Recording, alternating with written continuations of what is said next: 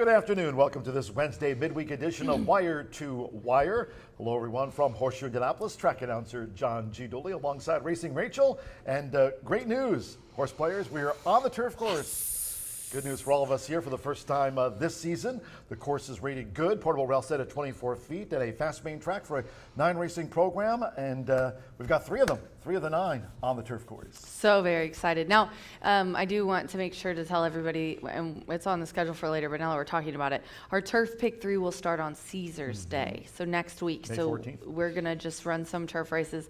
I'm excited to see how it plays today.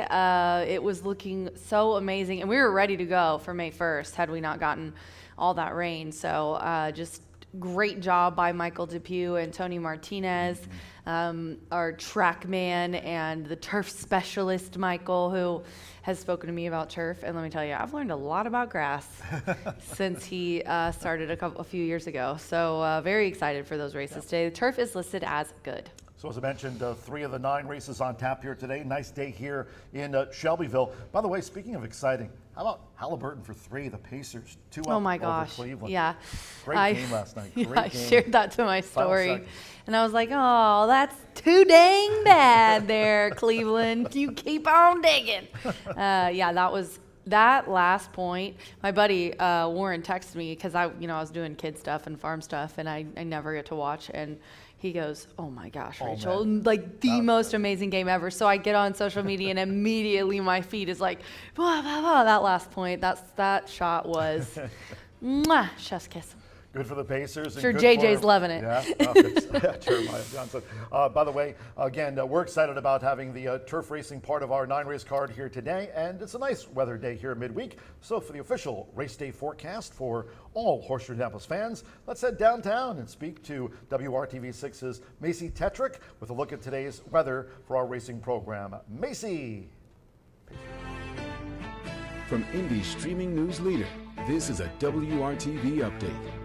Finally, a break from the rain. I know we could use the rain, but at this point, many of us are done with it. And thank goodness today looks like we'll see a break.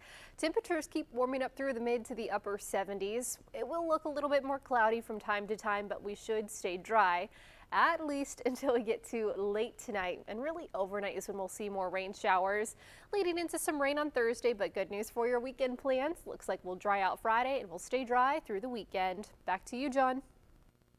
All right, Macy Tetrick there at WRTV6. Cheers, Macy. So it looks like we'll have Thursday racing here and then a break in the action for all of us here at the track, of course. Horseshoe Indianapolis Casino open 24/7, but no live racing here Friday, Saturday, and Sunday, and that's pretty much the schedule for this month. Yesterday, speaking of soaking up all that Shelbyville has to offer, Mitchell Murrell riding not only here, but he heads up to the south side of Chicago to ride at Hawthorne, as was the case last weekend. Went down to Evangeline Downs there in the Pelican State and took out a nice stakes win on board a very speedy Louisiana bred by the name of Go Sugar in the King Creole Stakes. But here, locally, Mitchell Murrell riding this spring and hopefully through the summer and fall with a couple of winners. So to the Biscuit out of Biscuitza, putting a couple of biscuits in the basket yesterday here I at the don't know shoe. why Joe didn't nickname him the Business. Biscuitza, the Business, Biscuit. I like business better, but it wasn't my choice to make. But the Biscuit definitely had a nice double as well. Let's start with the Mitchells. Happy to have them both riding here, even if Biscuit's just here temporarily. But opener number 4, QB9, baby, Steve Manley trainee. This was a nice race, a really nice way to start the day. Yeah, Mitchell getting on the scoreboard right off the bat here on Tuesday's racing program. Long time Chicagoland combination talking about when Mitch has ridden for Steve Manley. Does good work for that stable, and that was the case with QB9. Drew Brees was number 9, but QB9, I think maybe you know about like a Jim McMahon back in the day too for Steve Manley. Hey, that's your specialty. Don't be putting it on me. The Chicago, New York stats. Let's keep it classy. We're keeping it classy here on Wire Heck to yes, Wire. we are. This was Mitchell's double on yesterday's card. Yolo Santiago with the white blinkers made a bid. So too Tail of Fame, by the way. That was the 10-year-old making his seasonal bow. Yeah. And then also Base Coat coming from the back of the field. But it was that victory by keeping it classy. Tim Eggleston, yet another thoroughbred winner here this season. He's won a share of quarter horse races too. Yeah, and you know what? It's been already a handful of times that he's won a thoroughbred and a quarter horse race. So I said something about being a quarter horse trainer. I'm like, I think he's more a thoroughbred trainer now. I think you've decided. Adam had a couple of wins as well a little bit later in the card. Race 5 on the number 2 is where we started here. Turn Up the Trees for David Jacobson. Top Gun Tommy was also part of the David Jacobson stable. They'll Yep. go 1-2 here. So Turn Up the Trees. Nice. He made the lead and then held sway and pulled away from his stablemate, Top Gun Tommy, who was the race favorite here in the maiden, but it was Turn Up the Trees winning here nicely under Adam Beschizza. And then we went on to the final thoroughbred race of the day, race 8, number 11, Lucency. This was a Gennaro Garcia trainee. He had a double on the card. Yeah, they were queuing up to take on Lucency, but then at 3-5 through the final furlong, and again, you see those red and green blinkers, so synonymous with those horses that run with the equipment on for Gennaro Garcia, and he stayed focused through the stretch. In fact, kicked away from his rivals. It was Lucency giving the biscuit Adam Beschizza a couple of wins on the card. Nice to see Adam in the Murphy Trailer Sales Winner's Circle with us here at Horseshoe Indianapolis on yesterday's card twice. Yes, what a nice win and day for those three. Mitchell Merle, Adam Beschizza, and Gennaro Garcia with a training double to end our Tuesday card. It's our first week of racing Monday through Thursday, and it's a Wednesday, and I was back there trying to get a water, and I was walking back and forth, and I was like, gosh, it's so Wednesday. I'm like, my brain's not working today. But it definitely, wait, let me think of a transition here. It will be working once you see this Corvette that we have to give away at the end of the month. Is that good? It behooves you to go It check behooves you. this new Corvette. If you'd like to check it out yourselves, go to that Horseshoe Indianapolis transition Casino. sucked. It's right there in the casino. One lucky Caesars Rewards player will win this 2025 Corvette Stingray convertible 2LT Saturday at the end of this month. Show Stop by fancy. the casino, of course, Horseshoe Indianapolis Racing and Casino, open 24/7. See the car on display. You can check it out and learn more how to enter. And that looks like a really sweet ride. It does look like a really sweet ride. I love Corvettes. Wish I had a back seat. For those of you put some miles on it. He like didn't That get it at Corvette, first, if and he I was had like, it. "Oh, that's a good race for the kids." Racing Rachel's Warriors. We love our contests here at Horseshoe Indianapolis. This month of May, Dooley's Legends on Monday. We had the Retooled Jockey's Agent contest that kicked off here on Tuesdays. 118 entries, so cheers for supporting that here on Tuesdays this month. It's certainly off to a good start. And of course, today for on-track players, Wednesdays are for winning with your Racing Rachel's Warriors. Yes, be sure to head down to the program stand. You can only play this contest if you're here on track because each winner from each week must be present in the final to play. From races 3 through 7, $100 for first, $75 for second, $25 for third. Those who win the first place prize each week will vie for the $2,000 finale at the end of the meet, including I believe an NHC seat. So definitely want to go sign up for that contest down at the program stand. You have until race 3 to get your entry in. Yeah, I mean, watching from home is okay, watching on your laptop or But whatnot, being or here- watching FanDuel. But there's nothing like the on-track experience. So if you want to take part in this contest, you have to come here to Shelbyville, check out the track, check out the Horseshoe Indianapolis Casino 24/7. Maybe you'll take a chance on that Corvette, the giveaway here at the end of the month. But Racing Rachel's Warriors for all of you on track. Now, for you online and or on-track players, Road to Champions Day. That contest is already underway, which is now in day number 5. Talking about that, you have to go to this website, www.roadtochampionsday.com. And so far, just under 700 players each day taking part in this contest, not only on track, but online. Yeah, and it is one of our accumulated contests. It's brand new, so you definitely want to play. We are going to start that. We have started this month keeping track, and there's a $500 monthly prize, and we're going to accumulate all of that and announce the winner of that at the end of May, and then each end of each month. $7,000 in grand prizes, and that will go until October 25th. 2 NHC seats as well. If you want to win the NHC seat, as we tell you all the time, please go sign up. It's like a one-time yearly $50 fee to be part of NHC, the NTRA. So please sign up for that. And remember that 123 Gaming is running this for us, so please go to the website, roadtochampionsday.com. We're on the turf course here today, ready to go with the turf rail set at 24 feet. That's good news. We had Macy at WRTV6, Macy Tetrick with the official race day forecast for today. Sneak peek at tomorrow, and again with no live racing Friday, Saturday, and Sunday. Next week, Monday, Tuesday, Wednesday is a big day, and then Thursday, a week from tomorrow, we'll be racing here during this month. But Caesar's Day, I mean, it's 1 week away, biggest turf racing day of the season Can't here, wait. and it comes up in just a week's time. Yeah, we are going to have Caesar's Day and a special contest as well. It is going to be Wednesday, May 14th, $150,000 Caesars and the $150,000 Horseshoe Indianapolis Black Types. Also, we're going to have the $2,500 Caesars Racing Legend Contest presented by the HBPA, the Indiana HBPA. Oh, we draw tomorrow. Yeah, exciting. Everybody enter for Caesar's Day. Can't wait. And then after Caesar's Day, we'll race here on Thursday the 15th. No live racing on that Friday, a week from this Friday. And also Preakness Day coming up from Old Hilltop, racing here on Saturday, May 17th. Simulcast racing at the first floor OTB with the Preakness coming up. No live racing here at Horseshoe Indianapolis on Saturday, May 17th.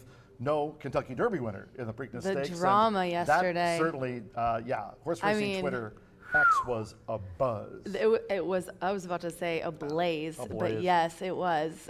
They were burning down X yesterday. I love how all of, because I feel like, well, it wasn't just this, but like normal people that don't know a lot about racing were like, what are you talking about? I love how everyone like in the industry was like, Bill Mott has been in this industry for blah, blah, blah years. Yeah, if you're out there, raise your hand if you're a Hall of Fame Yeah. player.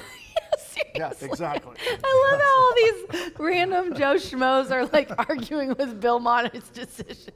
And by the way, even if Sovereignty ran in the Preakness and won it, then people would say, oh, but by the way, the Belmont Stakes, it's not a true Belmont. It had anything less than a mile and a half. It's just, oh my gosh. And honestly, why would you even question? You want to do what's right for the horse, not for the sport or the views or whatever. So we should make buttons. I stand with Bill. 100%. And yeah, you have to respect that decision. Yeah. And the ownership, as mentioned that. Do what's right for the horse. Very grueling Kentucky Derby. And this year they decided to, step back from the Preakness Stakes and take a look at the Belmont. And of course, it's a whole different time now. I mean, the fact that they're even running the Belmont Stakes at Saratoga, and then they're going to come back with a spanking brand new Belmont. I mean, the track itself is going to be, it's not the old Belmont Park. Let's just say, if you park today at Hempstead Turnpike and you roll down your window and you throw your cigarette out the window and try to tune into 66 WNBC AM, that Belmont's not going to be there anymore.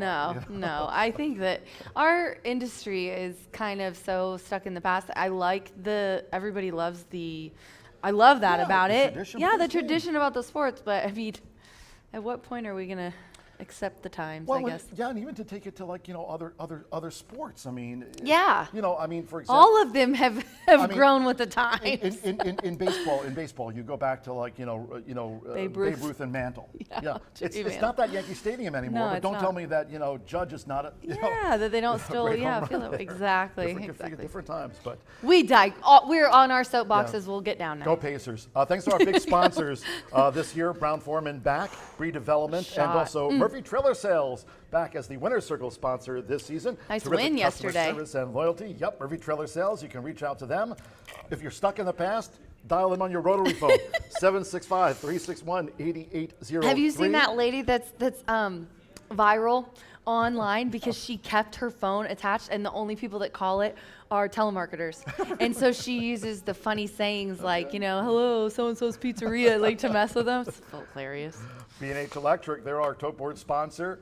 Top of the gate sponsor and the apron bar sponsor. Really appreciate B&H Electric. Locations here throughout the Hoosier State and on the web at www.bh-electric.com. If you'd like to check them out, locations not only here in town, but also Seymour and in Bloomington, Indiana. New sponsor this year, Hubler Ford, Indiana's giant Hubler, with locations not only here in town, but also in Franklin. You can reach out to them on the web or check out those terrific Ford trucks. Can we show them, or did Tim move them too far away? DriveHubler.com. Yeah, a little too far back. That's what I thought, Tim. That's what I tried to tell him. He doesn't listen to me. Nice day here. Temperatures in the 70s. Main track fast, and for the first time in 2020, you're on a roll today. I am. Bing, bing, bing. Turf course rated good. Turf rail set at 24 feet. Hope Ray's, what was it, recital, practice? She has, her play Friday. Okay, thanks, because we needed the update. Yeah, her play is on Friday, and they have practiced every single day until 5 o'clock after school. Cool. Like they're literally filming a Marvel movie or something. Wow. Like These that. kids are in 4th grade. We're live here on Wire to Wire. We are? Quick commercial break. When the program returns here, the pre-race show. Getting my Rachel ticket McLaughlin, ready. she's looking at that 50-cent early pick 5. It has that low 11.99% takeout. We've got a fast main track. We're on the turf course. Looking forward to those turf races. 3 of the 9 on the turf course here today. Again, rated good, as you see. Turf rail set at 24 feet. So quick commercial break here on Wire to Wire. We'll let Rachel reset, get all of her past performances ready to talk about the 50-cent early right. pick 5. Back with Racing Rachel on a Wednesdays Are for Winning here at the Shoe. Right after this, we're He's done. done. Have fun. I'm done. Bye for now. Bye for now.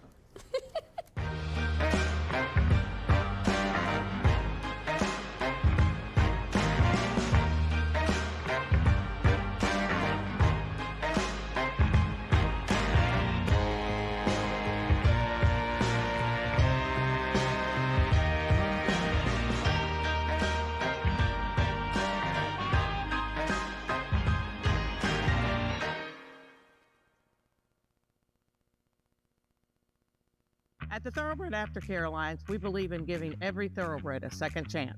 And thanks to you, the owners, trainers, breeders, and every supporter, You've created a ripple effect of change that's helping these magnificent animals move on to new careers and safe, fulfilling lives after racing. Every single donation, whether big or small, is contributing to a brighter future. But this race is just beginning. Because of you, we have gained incredible momentum and we're ready for more.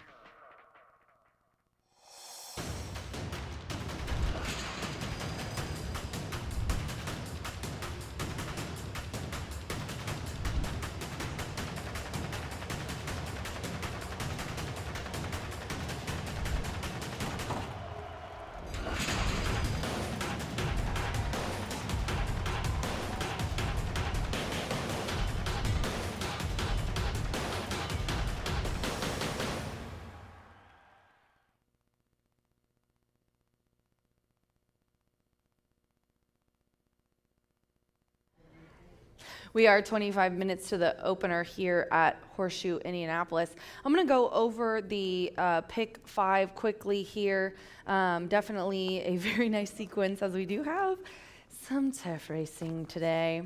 In race 1, we are going to find a bottom level claimer, just like we did yesterday.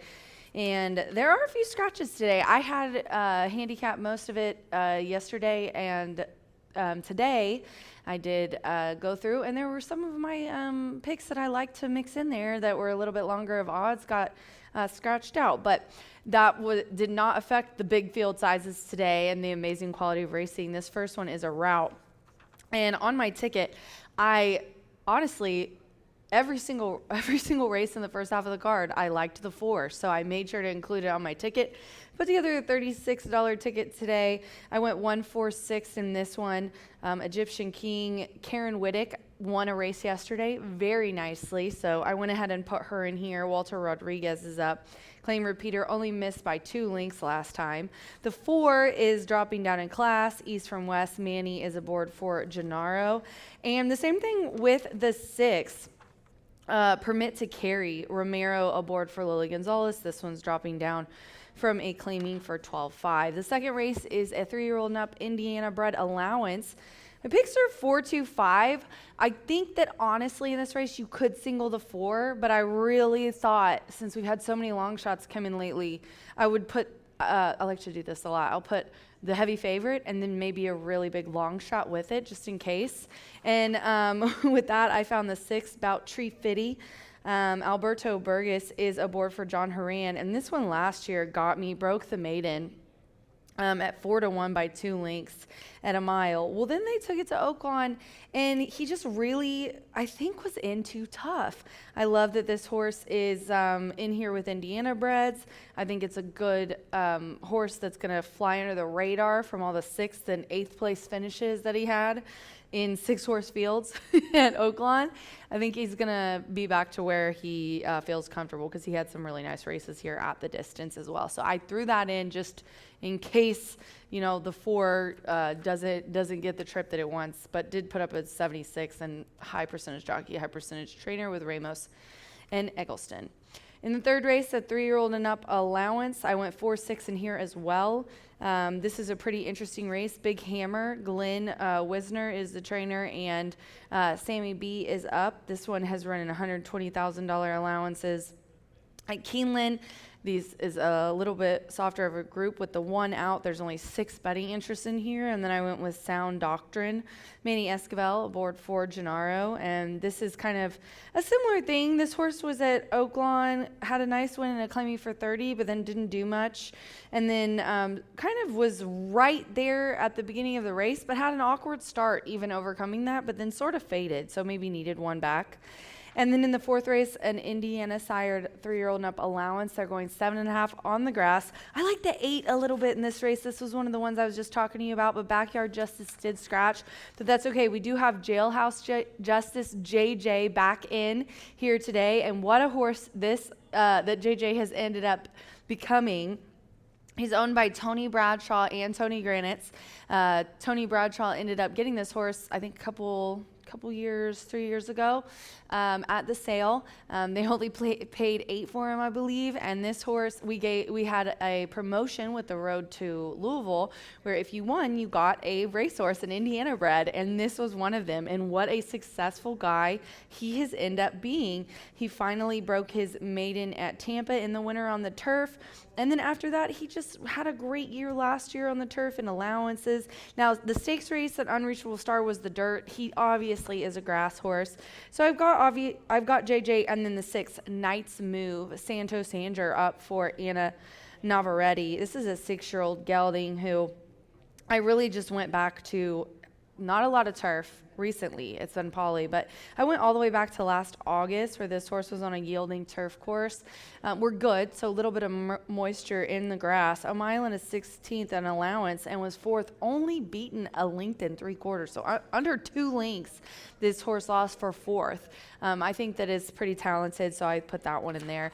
And then I'm going to go to the 5th race, another bottom level claiming for $5,000. And here I went with my top selections, 3, 4, 9, 3 Perfect Manhattan, Chris Amick aboard for partner Brittany Van Berg. And then this one going from a 12-5 to the bottom level claiming is Key. 4, Closer to the Truth. John Horan and Alberto Burgess have been hot together as well. 15% here at the start with 38% in the money for Burgess and 25%, 57 in the money for Horan. And this horse, a nice 3rd last time out, 12-5 on 2025 debut, is dropping down to claiming for 5. And then hopefully we can get a little bit of a price. However, with the 5 and the 6 out, probably not the case. But Santos on for Cipriano Contreras, another one, dropping down and coming back from Oaklawn. And historically, Oaklawn horses have ran pretty well here. So that's my ticket. It's just a $36 play here today. And if you want it, you can get on X and or also known as Twitter, and get that for free, as well as Brian's tip sheet and Martha's for a 1/4 horse race. And I also have them downstairs at the program stand. So be sure to play the early pick 5 here on races 1 through 5, and B will be back later to talk about the late pick 4 here, sponsored by iTopa. Just 19 minutes to the opener here for a Wednesday card at Horseshoe Indianapolis. Good luck.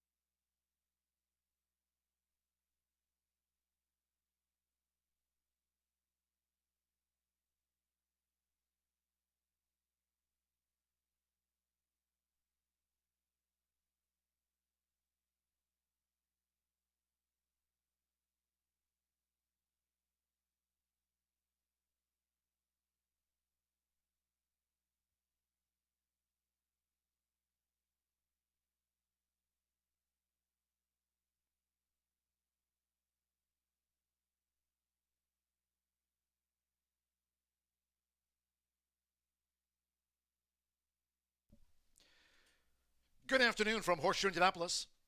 Hello now from the broadcast booth. Great to have you with us today. Track announcer John Giudoli. 9 races on tap. 3 of the 9, Carter for the turf course. On the turf for the first time this season. Main track label fast and the turf course with the portable rail set at 24 feet rated good. Clouds and some sun, mid-70s. If you have your programs close by, let's take a look at the changes and corrections on today's racing program. Opening mile starts the 50-cent early pick 5. And in the first race, number 6, Permit to Carry. Add 3 pounds to the listed program weight. No scratches, no rider changes. The 6 is 3 over in the mile. In the second race, another mile on the card. Here the start of the $1 early pick 4. Race 2, there are no changes. To the third we go, and from the sprint, scratch the 1, Mendello. Number 1, Mendello, has been scratched. The fourth race, the first on the turf here this season. Again, course rated good, and the portable rail at 24 feet. Scratch number 8, Backyard Justice. Start to the 50-cent late pick 5 with the turf. Scratch the 8, Backyard Justice. Fifth race sprint kicks off the $1 Itoba late pick 4. And in the fifth race, number 1, Sally Bali. The ownership should read System Racing LLC. Ownership correction for the 1, Sally Bali. Scratch number 5, No Like a Charm, and the 6, Sweet Daydream. Scratch the 5 and number 6. To the sixth race we go. Maiden Turf Mile, scratch number 1, Napoli Joe. Take out the 13, Mellifluous. The 14, Bet on Brett. Scratch the 15, Iron Edge. And the 16, Fountain Run. Sixth race Maiden Turf Mile, scratch numbers 1, 13 through number 16. All have been scratched. In the seventh race, Maiden 3-year-old fillies dash. Number 5, Spinning Glory, has been withdrawn. Scratch number 5, Spinning Glory from the maiden. Race 8, another on the turf. Scratch 2, Day Tripper. 7, Risk Manager. Take out the 8, Gamer. Scratch number 11, Tiverton. It's on the turf. Scratch 13, Rich Kingdom. 14, Hydro Frost. 15, Leave It to Kitten. And number 16, Epimethium. Race 8, the starter turf mile. Scratch 2, 7, 8, 11, 13 through number 16, all scratched from the turf. And the ninth race, quarter horse allowance dash over the 350 to close out the card. There are no scratches and no jockey changes. Number 1, Pretty Fabulous, add 1 pound to the program weight. The 1 is a pound over in the quarter horse dash finale. Clouds, some sun, mid-70s. Main track fast. On the turf for the first time this season. Course here rated good. Turf rail at 24 feet. We'll have the mile opener due off in 11 minutes time. Make it a great day with us here at Horseshoe, Indianapolis.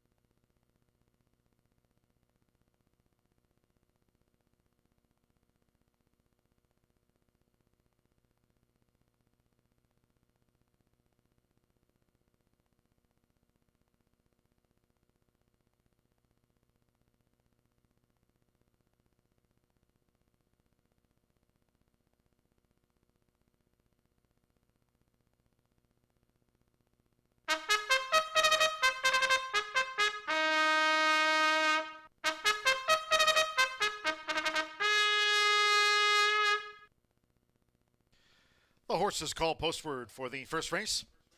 Starting the card with the mile, a field of 7. Number 6, Permit to Carry, at 3 pounds to the program weight. Race 1 features Exacta, Trifecta, Superfecta. Double pick 3 starts at the 50-cent early pick 5. Main track fast, and once again on the turf course for the first time this season. Course rated good, and the turf rail set at 24 feet. Parading for the mile, 2 minutes.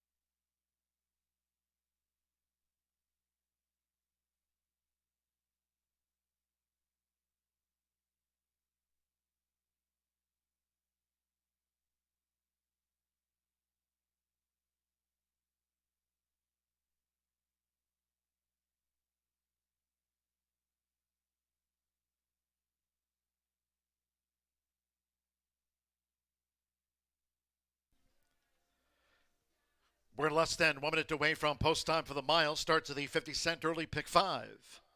Less than 1 minute.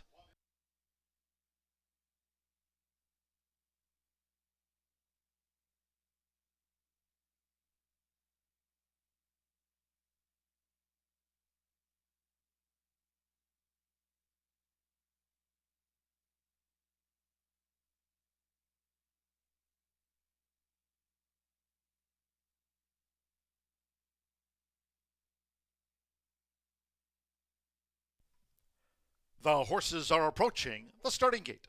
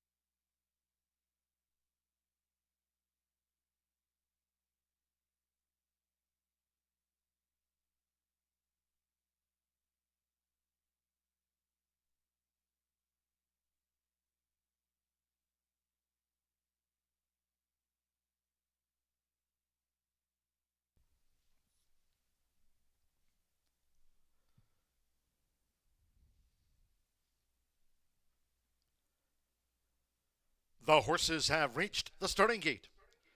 It is now post time. Loading for the mile. Walter Rodriguez with Egyptian King. Now Manny Esquivel, here's East from West coming up. East from West has joined Egyptian King. Sammy Bermudez with Cheesesteak. Yamari Correa with Odorico.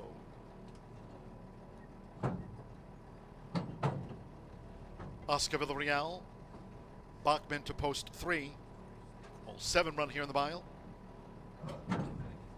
Permit to carry, Joseph Romero claims the 7-pound apprentice allowance. East from West and Even Money, the first favorite East from West, and one more, Angel Serpa with Round Ball Rock. Over the mile,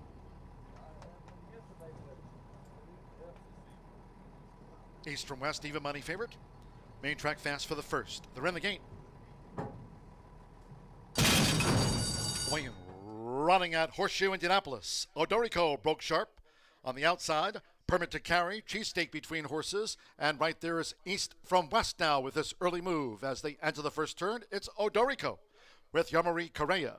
Odorico took the early lead at the 6.5. Leads by 3/4 length to East from West. Second and staying close by 2. Permit to carry is running in third. Toward the inside is Cheesesteak, then Round Ball Rock, and Bachman running second to last, beaten for speed. Egyptian King trails the mile here in the Wednesday opener. The first 2 of 8 furlongs for Odorico, covered in 24.77 seconds. Odorico leads by a half length. Manny Esquivel has East from West right there with the front runner. They're now a neck apart outside the half-mile pole. Then comes Cheesesteak, who's joined on the far outside by Permit to carry. Round Ball Rock is running in 5th. Then still 6 more lengths back to Bachman, and Egyptian King remains the back marker. Half mile in 48.96 seconds, 3 furlongs away. It is Odorico and East from West. On even terms, nearing the quarter pole. Round Ball Rock coming with a bid now in the 3 path. Right there toward the inside is Cheesesteak, who's spying a gap as they come toward the top of the stretch. Then Permit to carry, who's dropped back. Egyptian King up 1 spot. Bachman relegated to last. They straighten away after 3/4 in 1 minute 13.81 seconds with the rail Odorico. Cheesesteak makes a split, had that gap. And here's Cheesesteak, who's nosed in front of Odorico as they drive inside the final half furlong. East from West and Round Ball Rock over here on the stand side with Sammy Bermudez. Cheesesteak comes away near home. Cheesesteak sliced through and won by 4. Second photo, Round Ball Rock East from West. A nose between them, Cheesesteak on top, Odorico back and forth.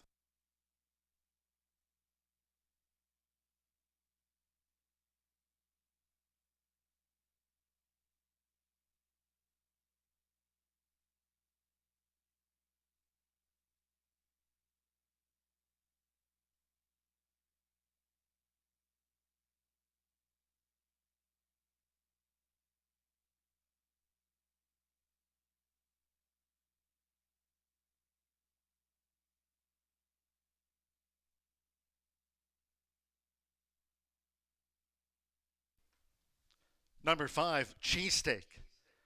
6-1 first. The judges will examine a photo after the mile before posting the second and third. To Odorico back in fourth. 5 and then a photo. Samuel Bermudez at the top of the card. For Joe Davis, 6-1 cheesesteak starts the early pick 5.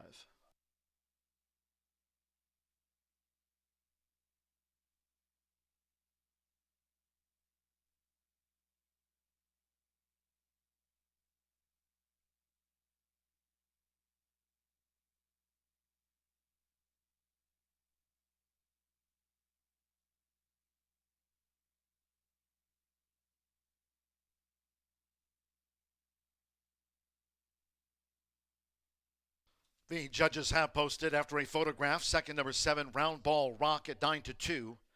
A nose over 4, East from West at 4-5. The first favorite was third. And 2, Odorico, 9-1 fourth, 5-7, 4-2.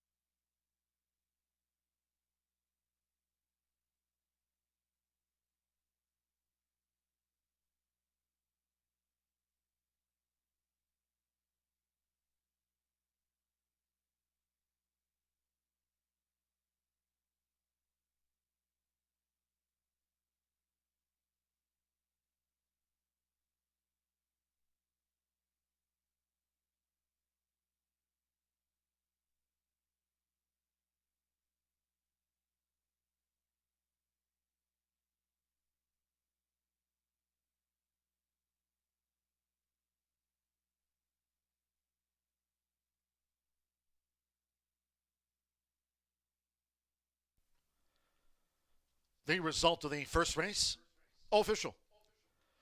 Stepping into the Murphy Trailer Sales winner's circle, number 5, Cheesesteak with Samuel Bermudez. Cheesesteak is a 4-year-old, big gelding by Twirling Candy. And a Pretty Filly by Unbridled Song. Joe Davis trains for Renee. Cazares is Cazares Racing Stables LLC. Horseshoe Indianapolis congratulates the winning connections of Cheesesteak.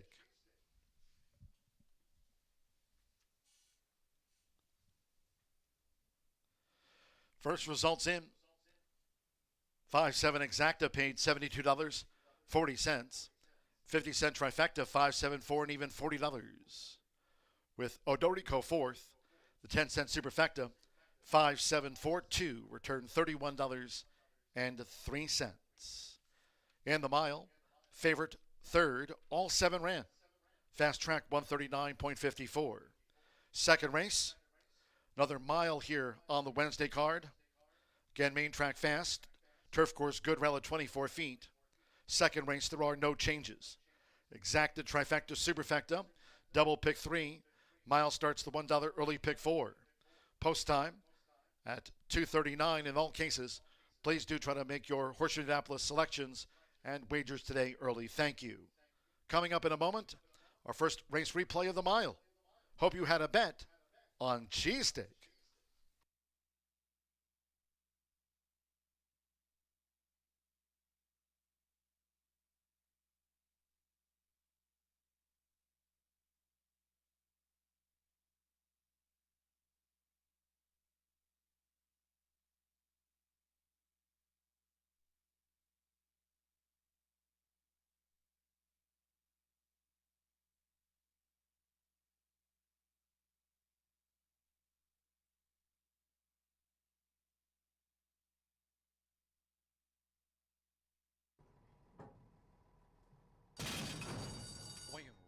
Running at Horseshoe Indianapolis. Odorico broke sharp on the outside.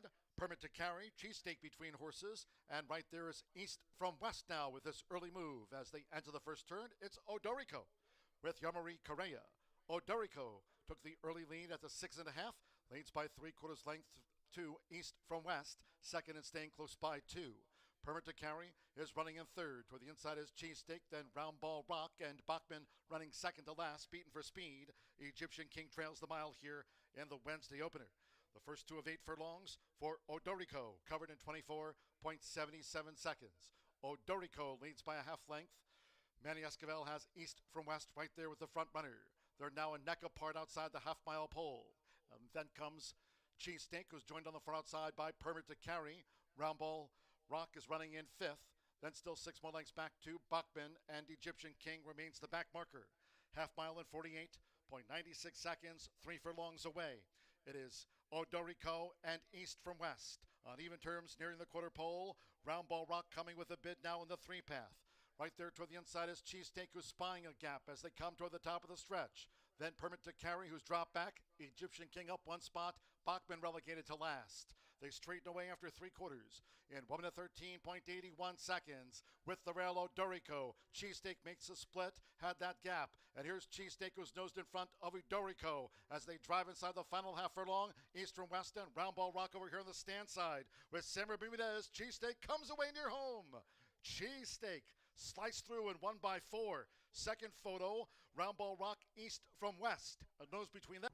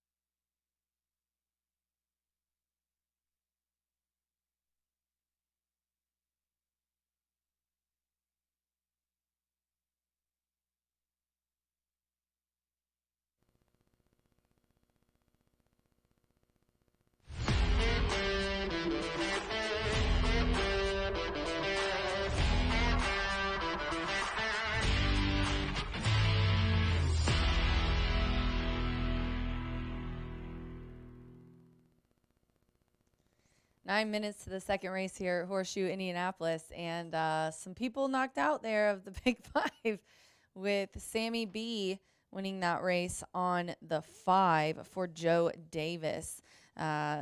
Just a really nice, I think it was $14 horse in the opener.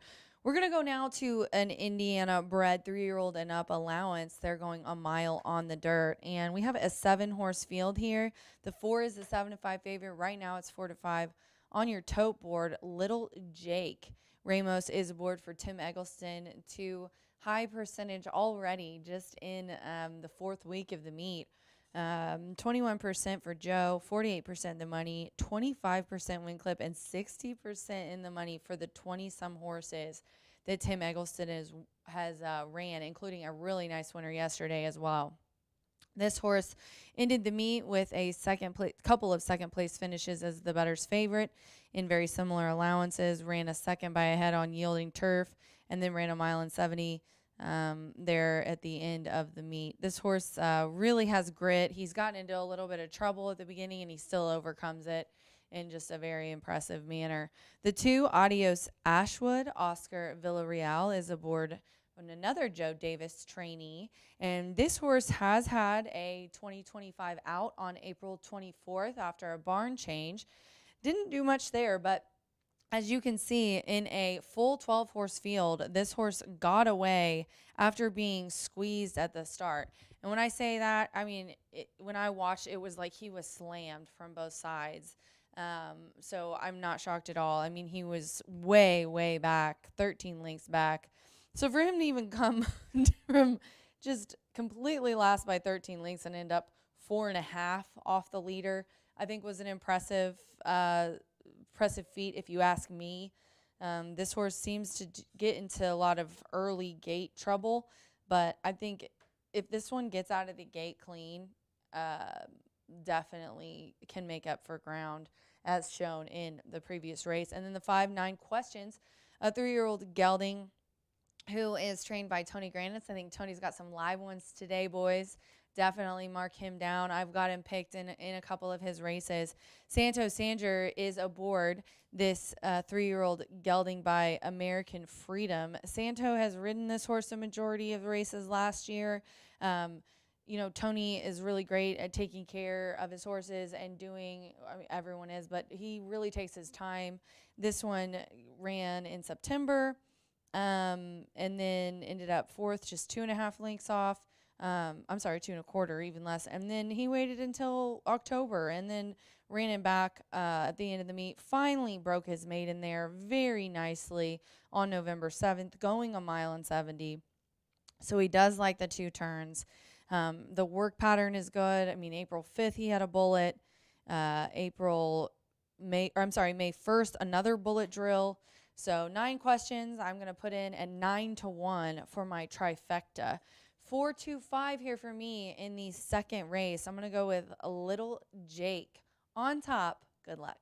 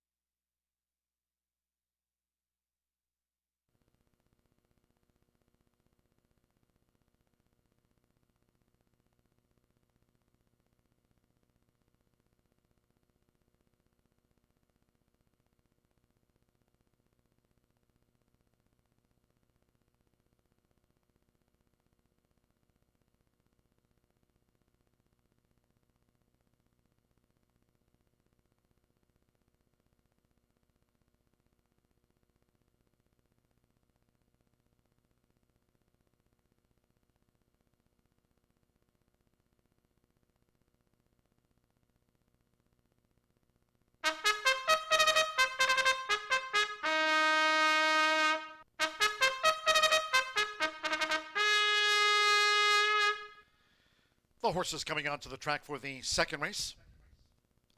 This race will be run over the mile, a field of 7. No program changes. All 7 run. Exacta, trifecta, superfecta, double pick 3. Start to the $1 early pick 4. Main track fast. Again, the turf course. Rated good, rail at 24 feet. And nearing post time for the mile.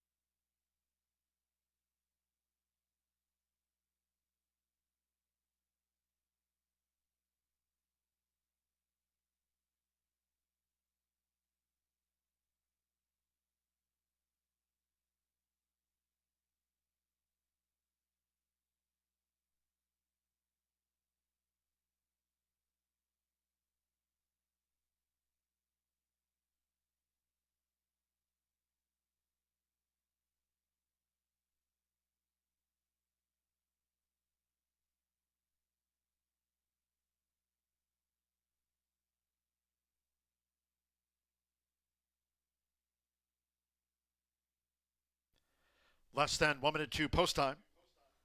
The horses are approaching the starting gate.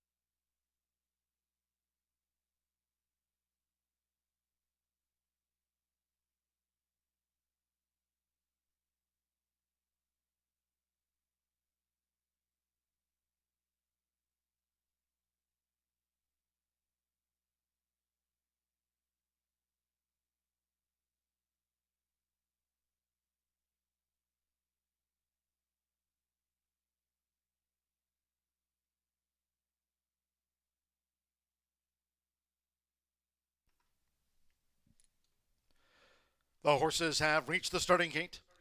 It is now post time. Loading in front of starter Ray Kuick. Jaime Torres with Concentration. 4-5 favorite. Little Jake. Joe Ramos for Tim Eggleston. Went in well. Oscar Villarreal with Adios Ashwood. Sando Sanjor. First run of 2025 for 9 questions. Now Evan Roman with Special Creed. Alberto Burgos, Bowtree Finney, went in well. One more, Marcelino Pedroza Jr. with Mr. Corn. The opener went in 139.54. Seconds of the day from Horseshoe Indianapolis. They're in the lead. And they're off. Special Creed going out toward the early lead. Little Jake in the green cap has that speed as they enter the first turn. And toward the inside is Adios Ashwood. 7 furlongs to run. And with Evan Roman, Special Creed has taken charge of the pace and has opened up an early 3-4 length lead on Little Jake, who follows. A break of 7 more to Adios Ashwood running in third. On the outside, Bowtree Finney is in fourth. 3 lengths back then to 9 questions in fifth. Then Concentration and Mr. Corntrails. The opening quarter, 23.52 seconds. Special Creed leads the mile. It's Special Creed in front as Joe Ramos and Little Jake continues to pursue. And Little Jake is now inching in as they head toward the far turn. Then Adios Ashwood running in third by 5. Bowtree Finney in fourth. 9 questions, Concentration, and Mr. Corn is lagging to be a remote last. The half mile in 47.09 seconds. Little Jake making his 4-year-old seasonal bow, and Little Jake has taken the lead from Special Queen coming toward the quarter pole. On the outside is Adios Ashwood, who rallies now. A big break back to the rest. They come toward the top of the stretch. It's Little Jake. Adios Ashwood coming with a bid for Oscar Villarreal. 3/4, 1 minute 11.34 seconds. Special Creed straightened away in third. Then 9 questions, Concentration, Bowtree Finney, and Mr. Corn never picked up. They're coming down toward the final 16th. And Little Jake has been colored by Adios Ashwood, who's come past Little Jake. Special Creed back in third. It's Adios Ashwood to win it by 2. Little Jake was the runner-up. Special Creed third. Concentration finished fourth.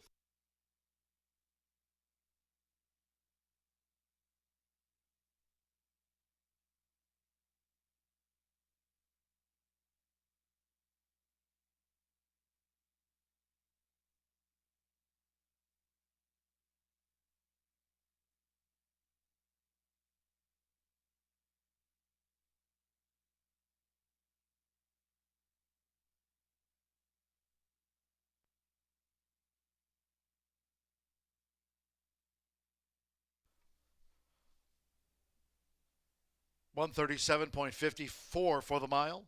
137.54. 2-4-3-1-2. Adios Ashwood. 9-2 first. 4. Little Jake at even money was reeled in. 3. Special Queen at 7-2 third. Then a big margin. Back to 1 Concentration fourth after the mile. 2-4-3-1. Oscar Villarreal. For Joe Davis taking the double for Casares Racing Stables. Rene Casares. It's 9-2 on Adios Ashwood in the mile.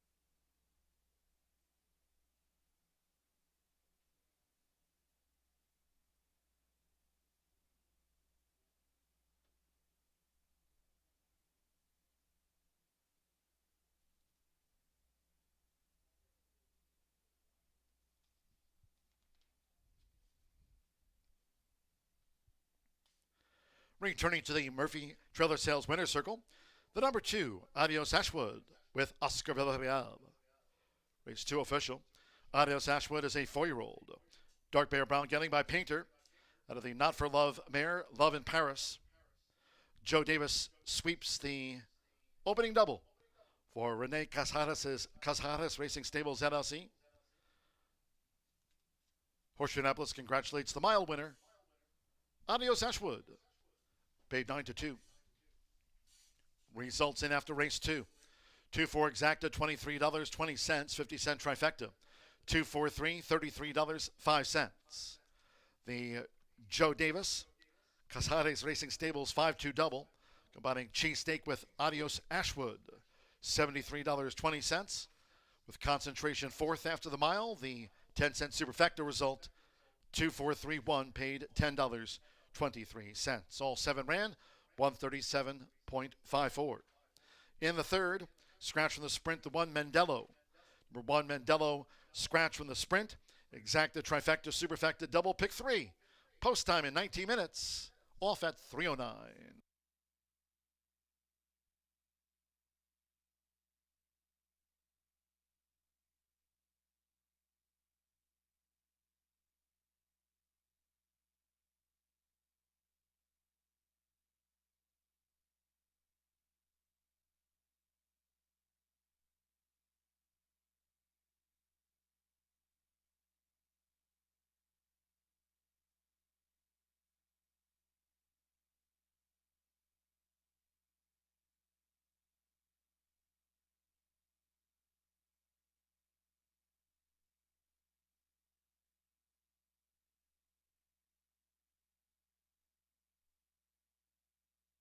Seconds of the day from Horseshoe Indianapolis. They're in the game.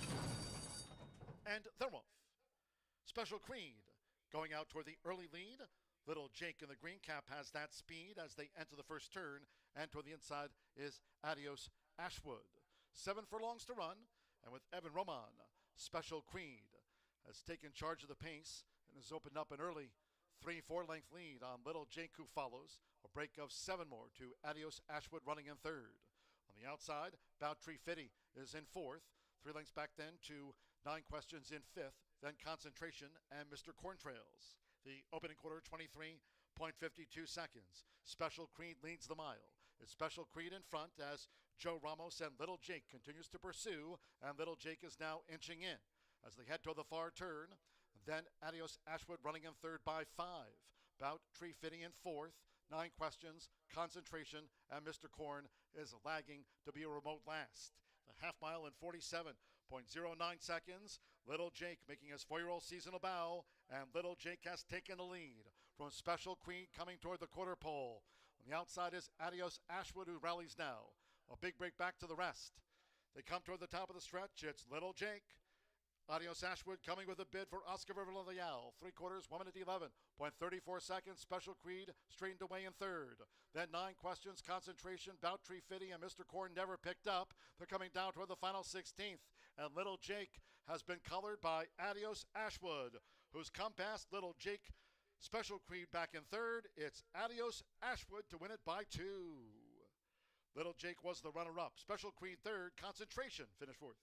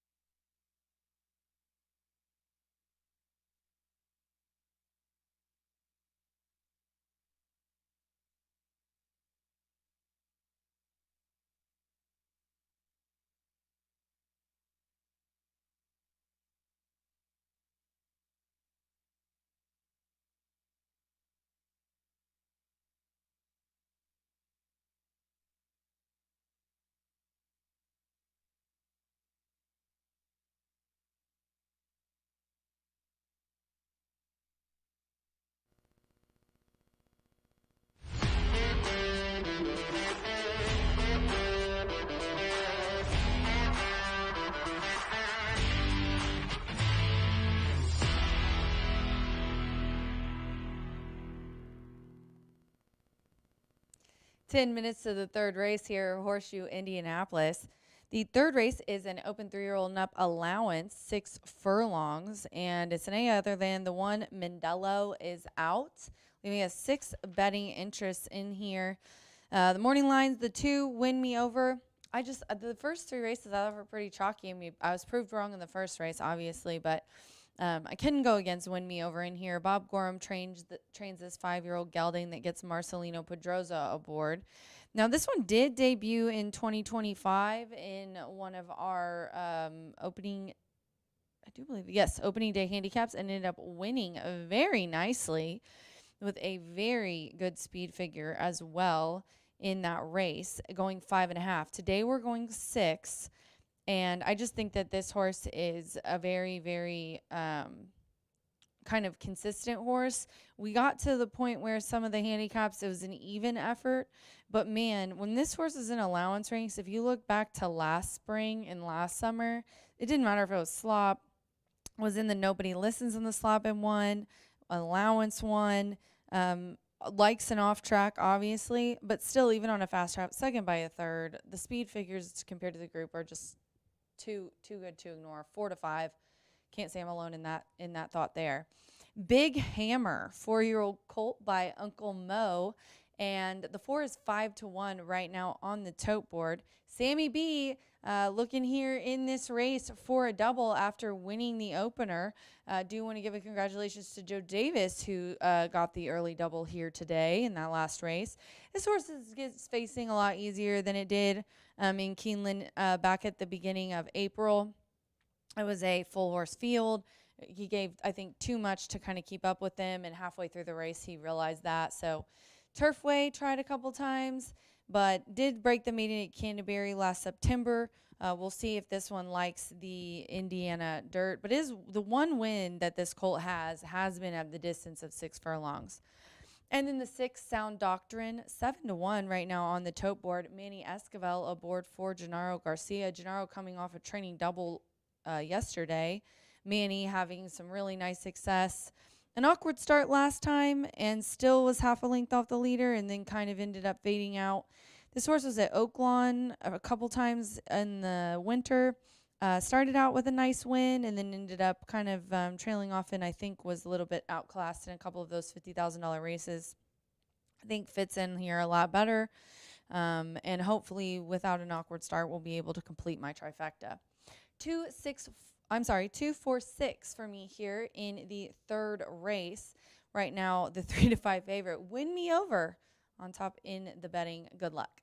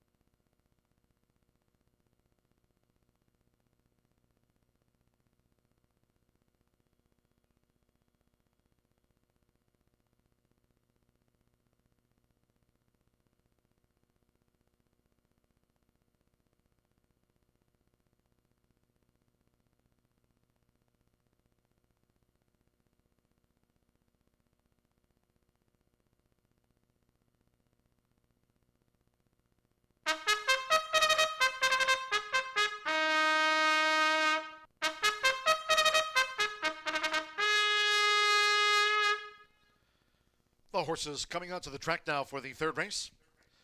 The sprint at 6 furlongs, a field of 6. One Mandello has been scratched. Scratch the one Mandello. Exacta, Trifecta, Superfecta, Double Pick 3 featured. 1 minute.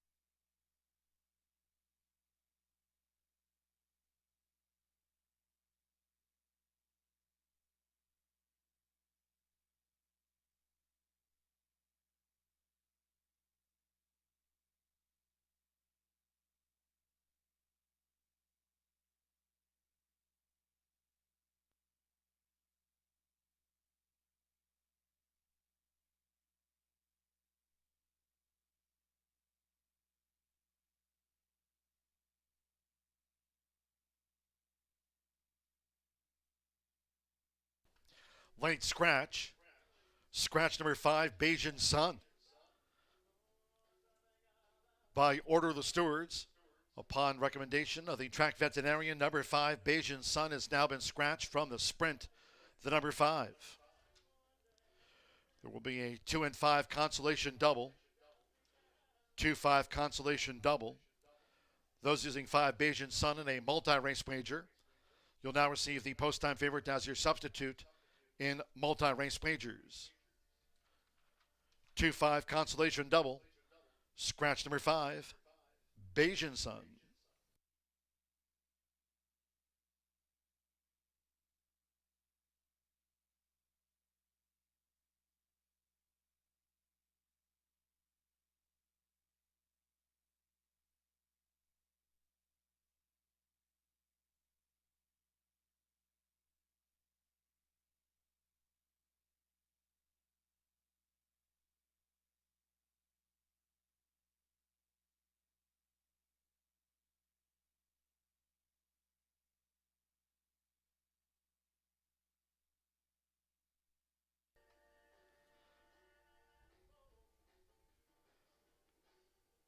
After the late scratch on number 5, Bayesian Sun, the horses are approaching the starting gate.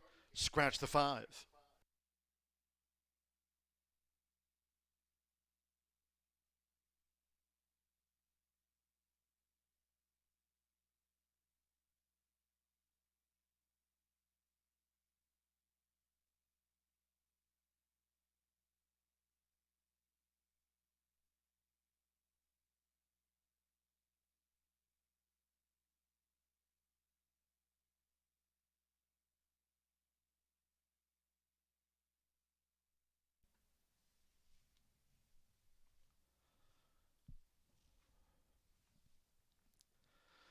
The horses have reached the starting gate.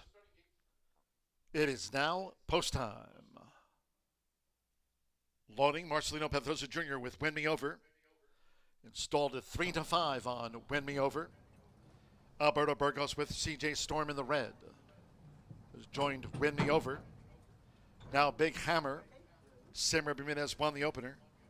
Cheesesteak and Adios Ashwood, our first 2 winners. 5 Bayesian Sun, a late scratch. The 5's a non-runner. Now Manny Escobar with Sound Doctrine. At 6 furlongs, 1 more. Evan Roman, Leo Springs coming up.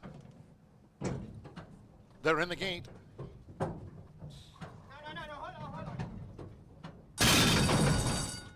The rough and sprinting. Nice line out. Fast start for Big Hammer between horses. Sound Doctrine strides up with an early bid, and there's Sound Doctrine. So for Manny Esquivel, Sound Doctrine took a short lead from right there Big Hammer, and the battle joined by Win Me Over, who's now making a dash for it from the rail 3 across the track. Leo Springs is watching this unfold, and CJ Storm trails the quintet as they enter the far turn, a 3-way go. Win Me Over, Big Hammer, and Sound Doctrine. They battle through a quarter in a quick 22.05 seconds. Leo Springs in the 4-path, and still 4 more lengths astern to CJ Storm. These leaders coming toward the quarter pole. Big Hammer, Sound Doctrine, and Leo Springs striding up on the far outside. Leo Springs is sweeping past them. Leo Springs, Big Hammer, and Win Me Over kick for home. CJ Storm is picking up on the far outside, and Sound Doctrine, after vying, has dropped back to last. Into the stretch, half mile, 45.37 seconds. Leo Springs, CJ Storm, Win Me Over toward the inside. Big Hammer now capitulates. Past the 16th, it is CJ Storm for Alberto Burgos, and CJ Storm has come from last to first to beat Leo Springs home. Win Me Over, finish third.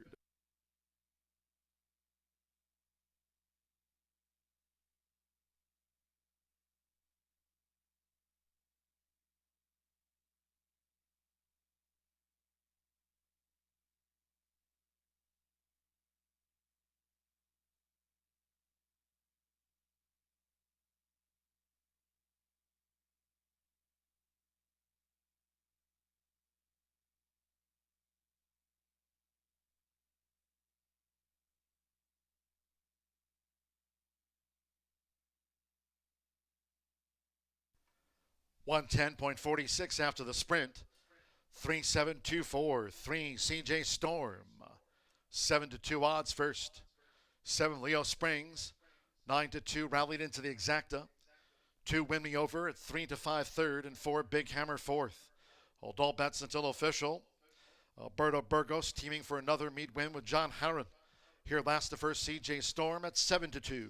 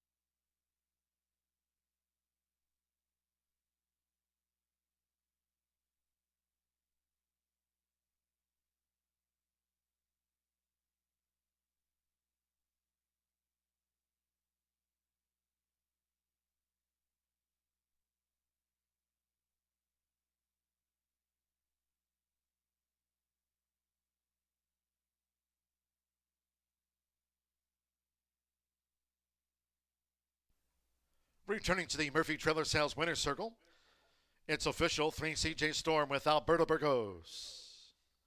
CJ Storm is a 5-year-old. Dark Bear Brown gelding by Storm's Eye. At a perfect list by Peaks and Valleys, now a 5-time winner for John Harron Thoroughbreds LLC, Janet and Charles Watt. Horseshoe Indianapolis congratulates the winning connections of CJ Storm. Comes from last to first at 7-2.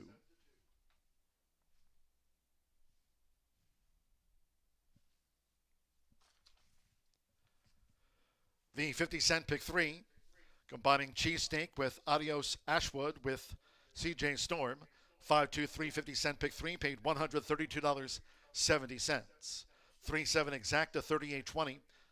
The 10-cent superfecta 3-7-2-4 Big Hammer 4th. Returned $5.39. The doubles 2-3 $47 even. 2-5 that consolation double $10.40. 5 Bayesian Sun, a late scratch from the sprint. Refunds due on the number 5 in that consolation double. In the fourth, first turf race of the season here at Horseshoe Indianapolis. Course rated good. Rail set at 24 feet. Scratch 8 Backyard Justice. 8 Backyard Justice has been scratched. Exacta, trifecta, superfecta. Double pick 3. Turf to start the 50-cent late pick 5. Post time in 19 minutes at 3:39.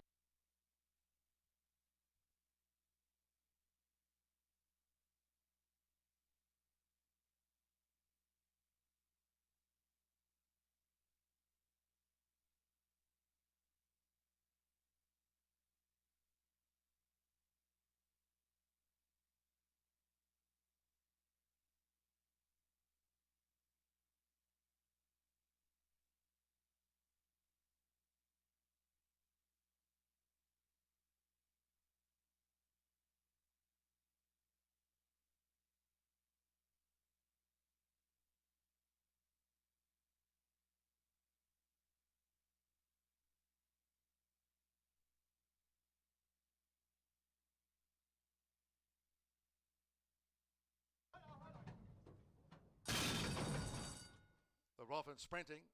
Nice line out. Fast start for Big Hammer between horses. Sound Doctrine strides up with an early bid, and there's Sound Doctrine. So for Manny Esquivel, Sound Doctrine took a short lead from right there Big Hammer, and the battle joined by Win Me Over, who's now making a dash for it from the rail 3 across the track. Leo Springs is watching this unfold, and CJ Storm trails the quintet as they enter the far turn, a 3-way go. Win Me Over, Big Hammer, and Sound Doctrine. They battle through a quarter in a quick 22.05 seconds. Leo Springs in the 4-path and still 4 more lengths astern to CJ Storm. These leaders coming toward the quarter pole. Big Hammer, Sound Doctrine, and Leo Springs striding up on the far outside. Leo Springs is sweeping past them. Leo Springs, Big Hammer, and Win Me Over kick for home. CJ Storm is picking up on the far outside, and Sound Doctrine, after vying, has dropped back to last. Into the stretch, half mile 45.37 seconds. Leo Springs, CJ Storm, Win Me Over toward the inside. Big Hammer now capitulates. Past the 16th, it is CJ Storm for Alberto Burgos, and CJ Storm has come from last to first to beat Leo Springs home. Win Me Over, finish third.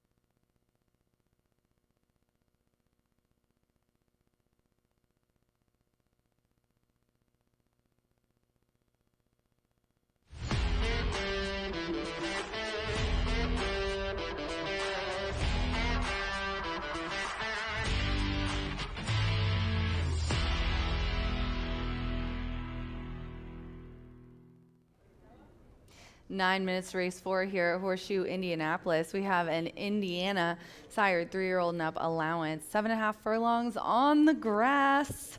I can't wait. Alberto Burgess for John Horan with a winner in the last race. I've got JJ on top here in this 7.5 furlong grass race. I like the 8 a little bit, Backyard Justice, but that one got scratched out. Still, the other of the Granite's trainees is in. In the interest of time, I'll just let you guys know Tony Bradshaw and Tony Granite's co-own this 4-year-old gelding, who a few years back, Tony Bradshaw ended up winning one of our contests, our Road to Louisville contest, and we gave him a big bankroll, I think $20K to buy and pay for training fees and the like of an Indiana bred. And they picked out JJ. He was an $8,000 steal who's made 72 grand in his life and really has been consistent. Here, in his last 6, he only had 1 off the board start, and that was in the Unreachable Star Stakes, which was really, really tough. He likes the grass. He loves that it has, when it has a little bit of moisture in it, which is the case today, as we do have a good turf course. It looks beautiful, but definitely in JJ's favor here today. And Marcelino is up, who rode him to a very nice 3rd place finish at the end of the meet last year. So really looking forward to seeing what he does in 2025. As in 2024, he was 5 of 7 in the money in his meet last year. I'm going to go next to the 7, Breezy Justice, 9-2. Ramos is aboard for Tom Medina. He's had a nice couple of wins in the last few weeks for Tom. 3-year-old gelding by Lantana Mob, maybe making his 6th lifetime start, has a couple of wins, and it seems like either it goes his way or it doesn't. He finally gets the win going 2 turns a mile on October 22nd last year. Maiden breaking, then catches the slop. Loved it. Came from almost last, 11th in a 12-horse field to win by a length. What a closing rally up the rail. But I did highlight, obviously, the 7.5 grass try he had last September. He got 4th by less than 2 lengths in that race, so it was very, very close. This is definitely one at 9-2 that I would consider. And then I'm going to put in for my try the 6, who is 7-2 on the tote board. Knight's Move. Santos Sanger is aboard here for Anna Navarrete. 6-year-old gelding knows what he's doing. He definitely has had a little bit of trouble in the past and got stuck on the inside. Not too much, but he'll either get wide or such. But I did go back to a yielding turf course, going 2 turns a mile and a 16th last August, where much, as I just said, was 4th by less than 2 lengths in that race in a 9-horse field. He went to Turfway, the Poly, he won a couple even 4ths, but I think he's going to like to get back to the Indiana turf here today. 4-7-6 for me in the 4th race. Don't forget, this does start the late 50-cent pick 5. I don't know if we'll have time, but we will put Brian's ticket up here. He has a play here for the late fire pick 5. Good luck.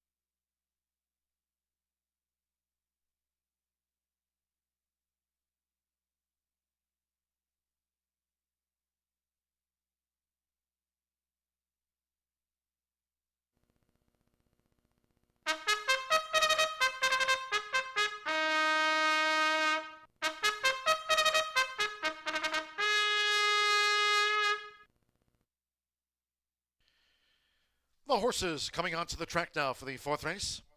This race will be run on the turf course. 7.5 furlongs on the turf, rated good. Turf rail set at 24 feet. Here a field of 7. Scratch number 8, Backyard Justice. Number 8, Backyard Justice has been scratched from the turf. Exacta, Trifecta, Superfecta, double pick 3. Start to the 50-cent late pick 5. Turf course good. Fast main track. 2 minutes to the turf.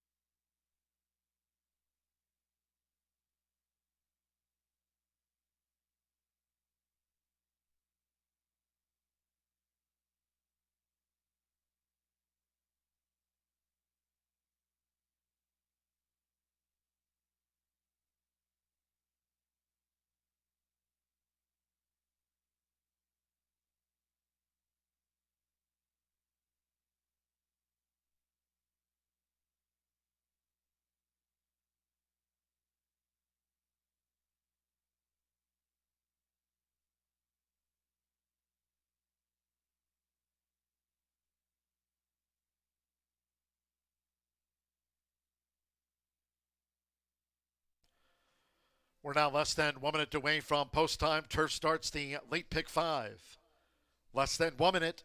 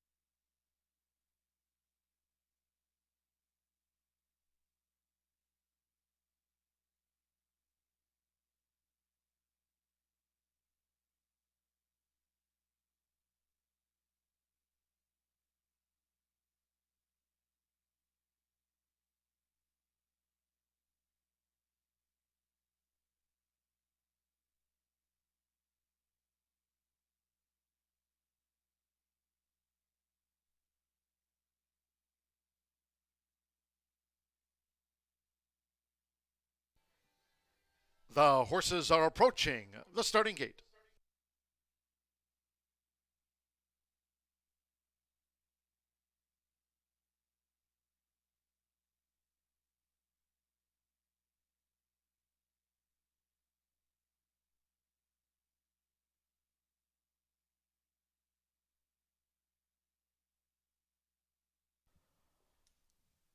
For the first time this season, crossing over to the turf course here at Horseshoe Indianapolis. Last call for the 50-cent late pick 5.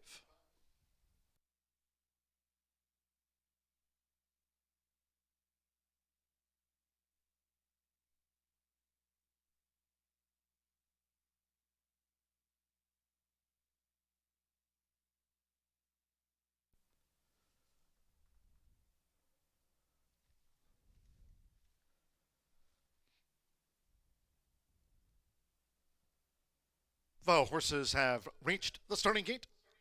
It is now post time. Evan Roman, Theo's Promise coming up first.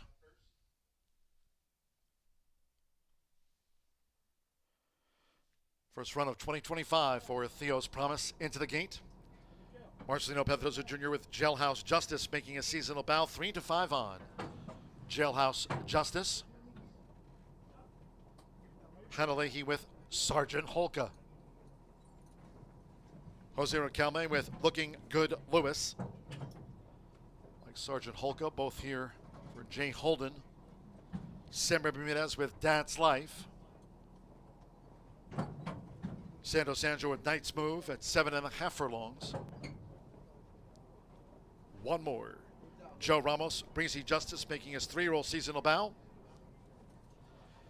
It's our first turf race of the season on this first Wednesday in May. They're in the gate. They're off. Jailhouse Justice sharply away with Sergeant Holka, and toward the inside, Theo's Promise as they make their way toward the first turn. On the outside, Breezy Justice just covers Knight's Move, who's 5th close up. And then farther back as they enter the first turn to Looking Good Lewis and with the rail, Dad's Life. So 6 furlongs to run out to the stretch. It's Theo's Promise to the early lead for Evan Roman, and Sergeant Holka is right there close up as these leaders go to the back of the course. Marcelino Pedrosa Jr. with Jailhouse Justice now 3rd upon settling. On the outside, the 2024 Indiana Futurity winner, Breezy Justice, follows Jailhouse Justice. They are 3rd and 4th. It's a break of 3 more to Knight's Move, a ground saving 5th. 2 clear from Dad's Life, and a length and a half away to Looking Good Lewis, who trails the Septet. The quarter good turf in 23.78 seconds, inside 4 furlongs to go.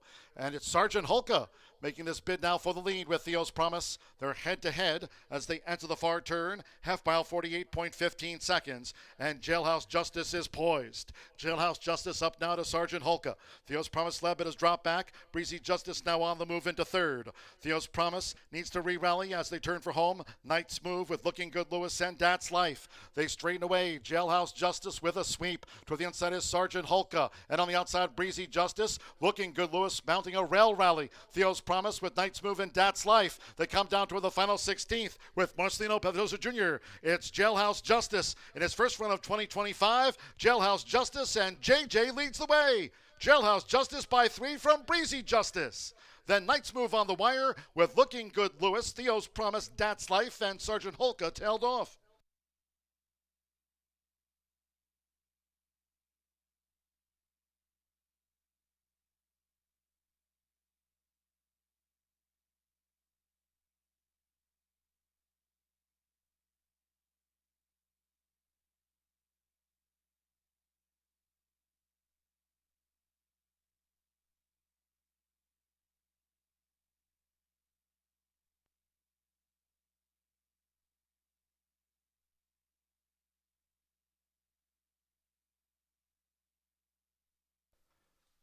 First turf race of the season, 131.52.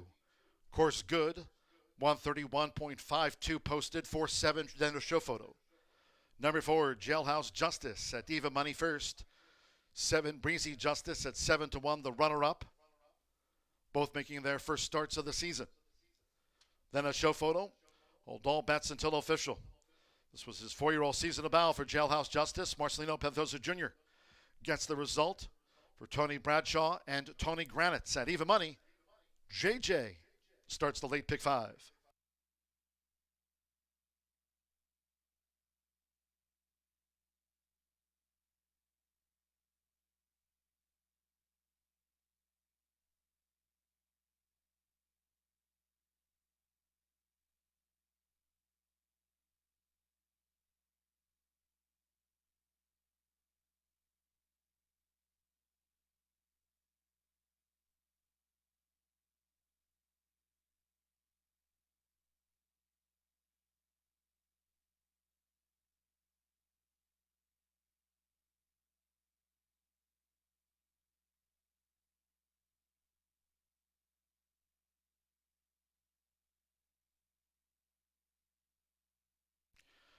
Result of the photograph finishing third.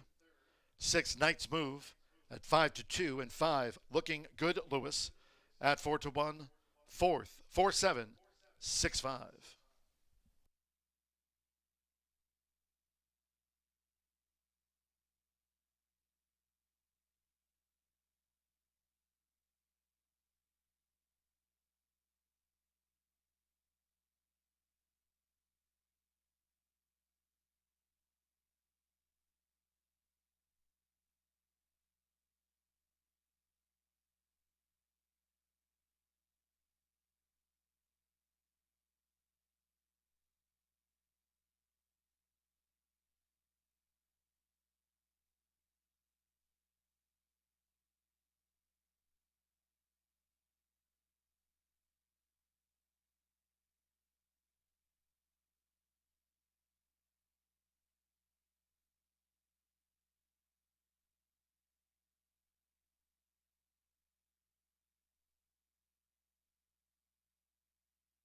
The result of the fourth-ranked turf official.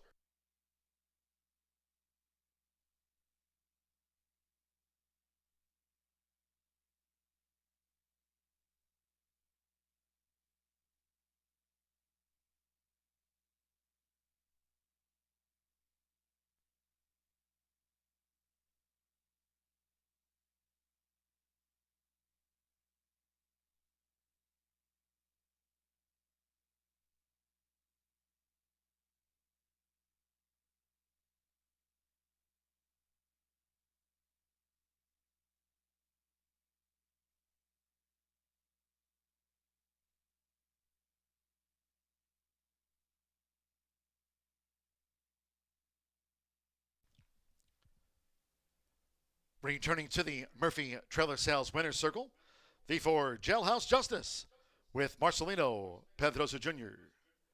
JJ is a 4-year-old Big Yelling by Harry's Holiday. And a Sheltui's Gold by Dialed In. Bred here in the Hoosier State by Justice Farm Greg Justice, racing for Tony Bradshaw and Tony Granitz. Horseshoe Indianapolis congratulates the winning connections. Jailhouse JJ takes out our first turf race of the meet.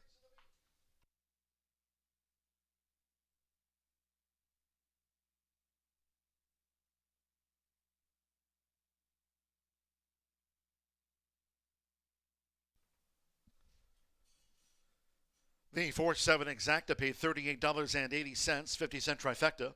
4-7-6, $25.15. 3-4 double, $17.80. The 50-cent pick 3 covering races 2, 3, and 4. 2 with the 3, with the 4, and or 8. Pick 3 paid $36.30. 5 Looking Good Lewis, 4th in the turf, the 10-cent superfecta. 4-7, 6-5 paid $14.68. 8 was a non-runner. Favorite first. 7 ran. 131.52. Course good. And the rail at 24 feet. On to race 5 we go in the next sprint. Scratch 5, No Like a Charm, and 6, Sweet Daydream. Scratch the 5 and number 6. No rider changes. Overweights 1, Sally Bali. The ownership, System Racing LLC. System Racing LLC, the ownership of record for number 1, Sally Bali. Exacta, trifecta, superfecta, double pick 3. Sprint starts the $1 Itoba. Late pick 4. Post time 4:09.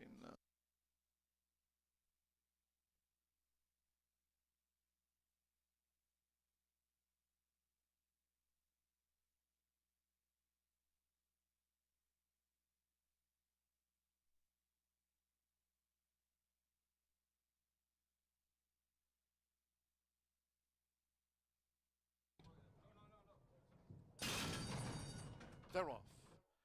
Jailhouse Justice sharply away with Sergeant Holka, and toward the inside, Theo's Promise as they make their way toward the first turn. On the outside, Breezy Justice just covers Knight's Move, who's 5th close up. And then farther back as they enter the first turn to Looking Good Lewis, and with the rail, Dad's Life. So 6 furlongs to run out to the stretch. It's Theo's Promise to the early lead for Evan Roman, and Sergeant Holka is right there close up as these leaders go to the back of the course. Marcelino Pedrosa Jr. with Jailhouse Justice now 3rd upon settling. On the outside, the 2024 Indiana Futurity winner, Breezy Justice, follows Jailhouse Justice. They are 3rd and 4th. So break of 3 more to Knights Move, a ground saving 5th. 2 clear from That's Life, and a length and a half away to Looking Good Lewis, who trails the Septet. The quarter good turf in 23.78 seconds, inside 4 furlongs to go. And it's Sergeant Holka making this bid now for the lead with Theo's Promise. They're head-to-head as they enter the far turn. Half mile, 48.15 seconds. And Jailhouse Justice is poised. Jailhouse Justice up now to Sergeant Holka. Theo's Promise led but has dropped back. Breezy Justice now on the move into third.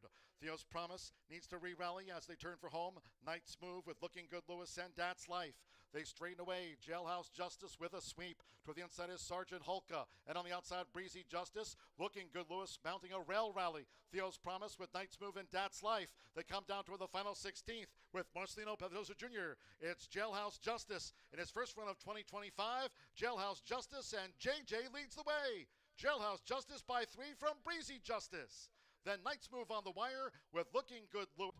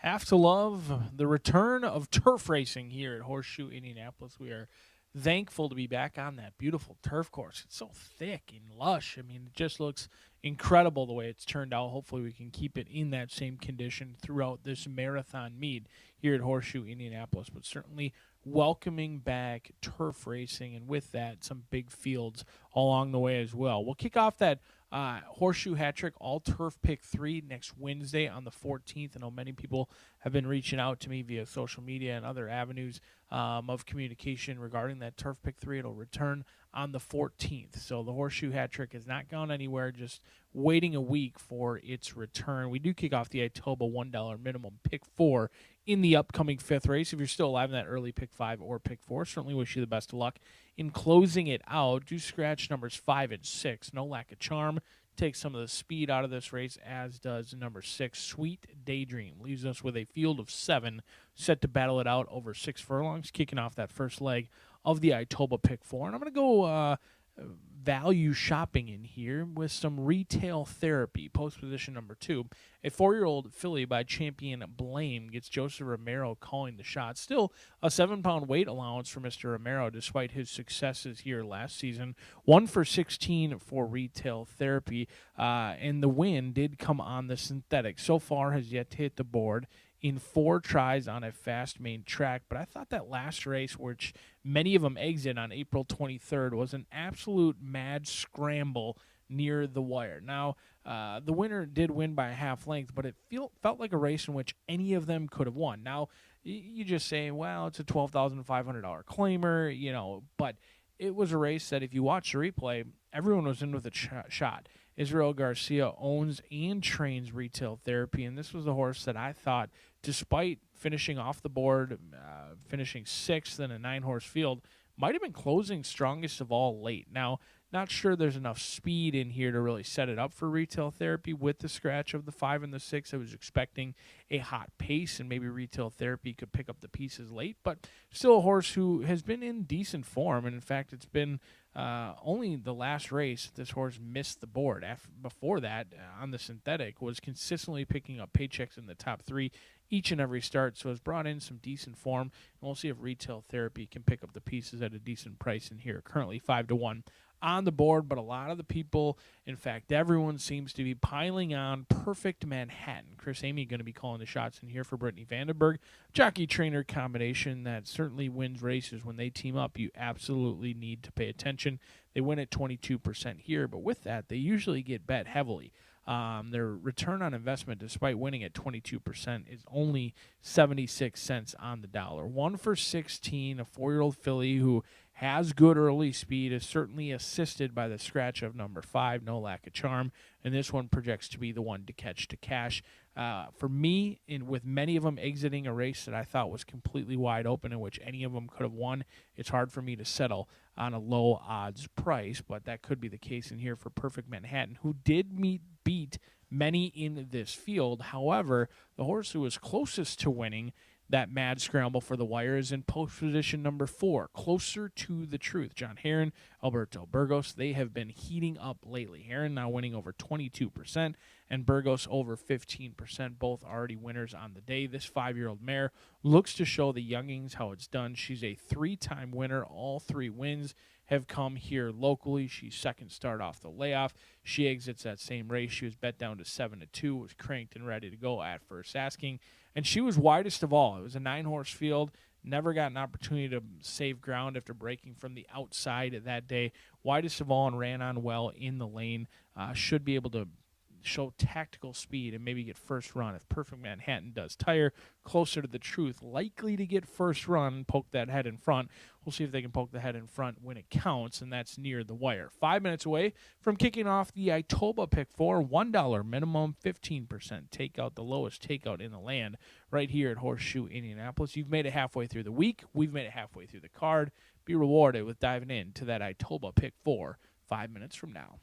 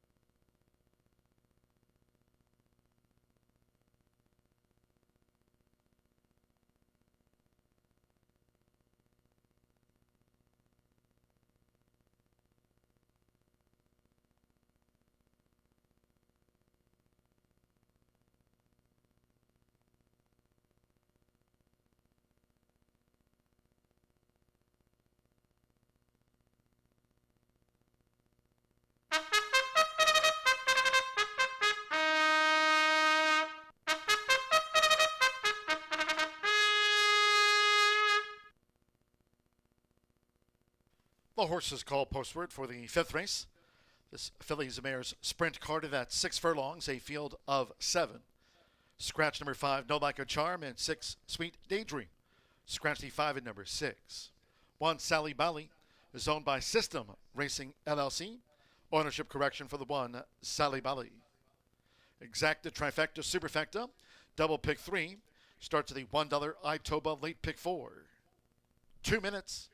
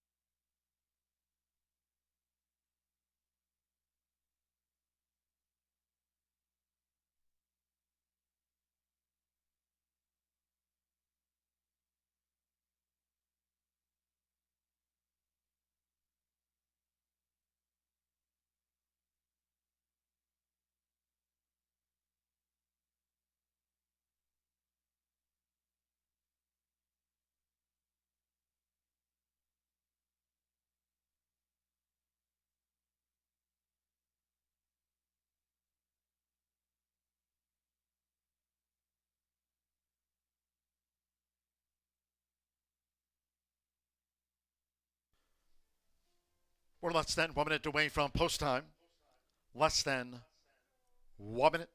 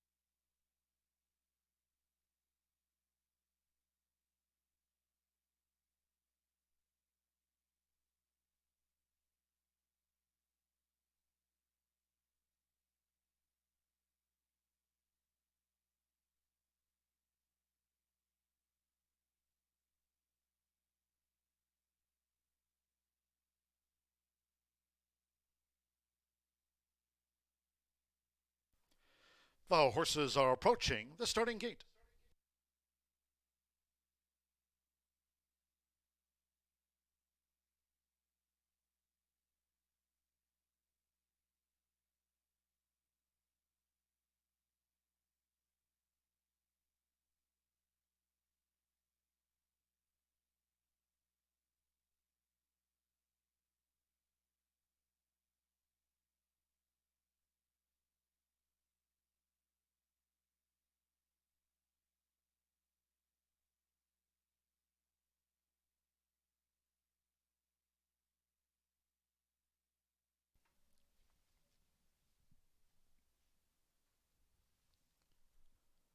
The horses have reached the starting gate. It is now post time. They're going in. Carlos Barbosa with Sally Bali. Now closer to the truth. Alberto Burgos won our third of the day for John Harron. Jose Gutierrez. Stupendous coming up. Retail Therapy.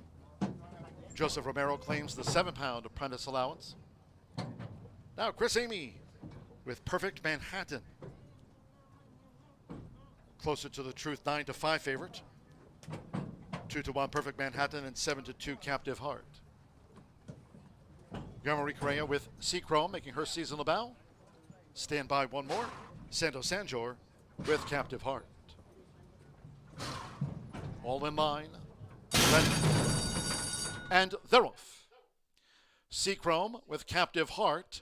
Toward the inside, there's the speed from Perfect Manhattan, but it's Seachrome who just leads. Seachrome and Perfect Manhattan sent through now by Chris Amy to take the top.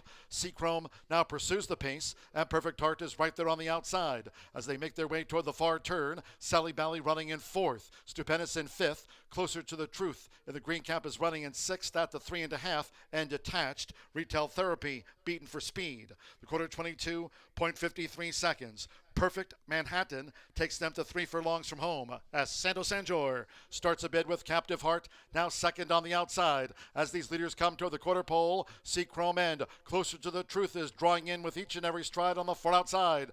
As they come toward the top of the stretch, it's Captive Heart, but Closer to the Truth looms up. Seachrome strained away in 4th, Stupendous with Retail Therapy and Sally Bali. Half mile 46.29 seconds, it's Captive Heart who leads with the rail. Santo Sanjor and Captive Heart. And on the outside for Alberto Burgos, it's Closer to the Truth, who now has the momentum passed. Closer to the Truth. Edged away to best Captive Heart by a length and a half. Third photo, Retail Therapy with Seachrome. Then Perfect Manhattan, Stupendous, and Sally Bally never picked up.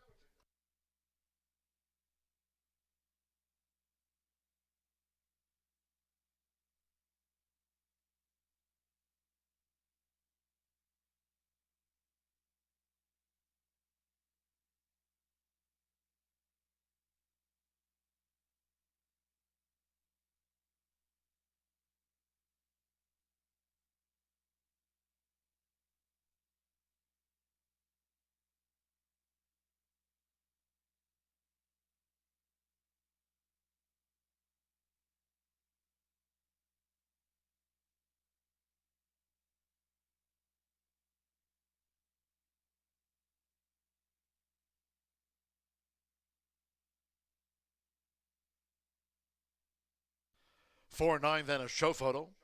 After the Phillies mare sprint, 111.70 seconds. 111.70. 4-9 photo. 4 Closer to the Truth. 9-5 first, 9 Captive Heart. 4-1 second. Third's a photo. Third's on the bob.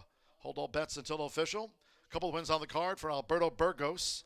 John Harron with his meet leading 8th. It's Closer to the Truth. At 9-5, the favorite obliges.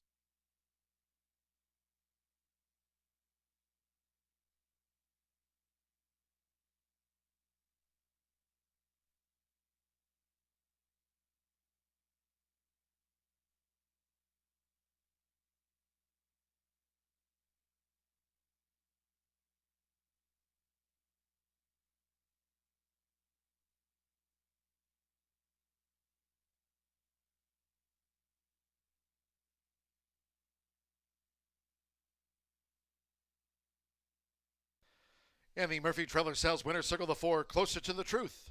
Running double for Alberto Burgos. Closer to the Truth is a 5-year-old chestnut mare by Temperature out of Cactusa by Cactus Ridge. Double on the card for John Herron, Herron Thoroughbreds LLC. Horseshoe Indianapolis congratulates the winning connections. Closer to the Truth wins the Phillies mare sprint. Number 8, Seachrome. At 22-1 was third, and 2 Retail Therapy, 9-2 fourth. 4-9-8-2 after the show photo.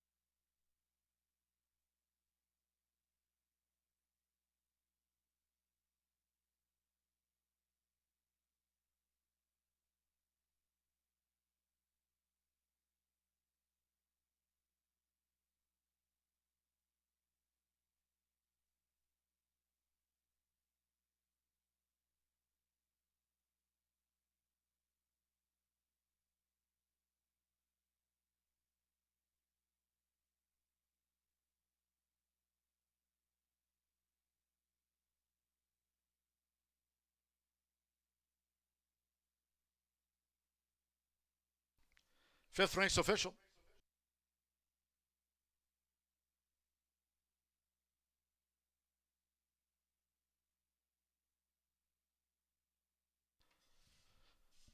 The 4-9 exacta paid $30.60. 50-cent trifecta, 498, $95.50. 4-4 double, $9.60. $1 early pick 4, $213.30. Retail Therapy fourth, the 10-cent superfecta, 4982, $81.35. Pick 3, $20.65.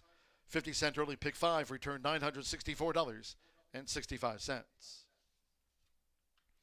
And the Phillies mare sprint, the 5 and 6 were the non-runners. Favorite first. 7 ran 111.70 seconds after the running of race 5. Sixth race, one of 3 today carded for the turf course for the first time this season. Turf course again good, rel 24 feet from the maiden turf mile. Scratch the 1, Napoli Joe. Take out the 13, Mellifluous. 14, Bet on Brett. Take out 15, Iron Edge, and scratch 16, Fountain Run. Scratch 1, 13 through number 16, all have been scratched. Exacta trifecta superfecta, 10-cent grand high 5, double pick 3, post time in 18 minutes at 4:38.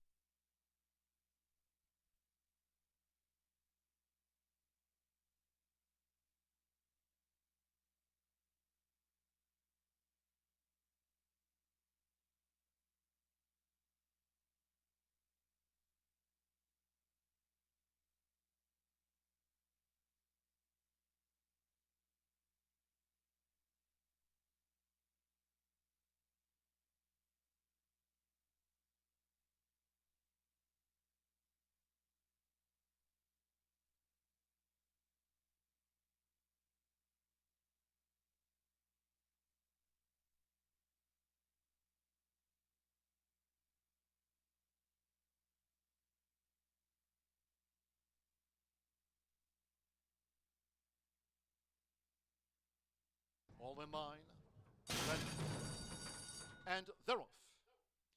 Seachrome with Captive Heart.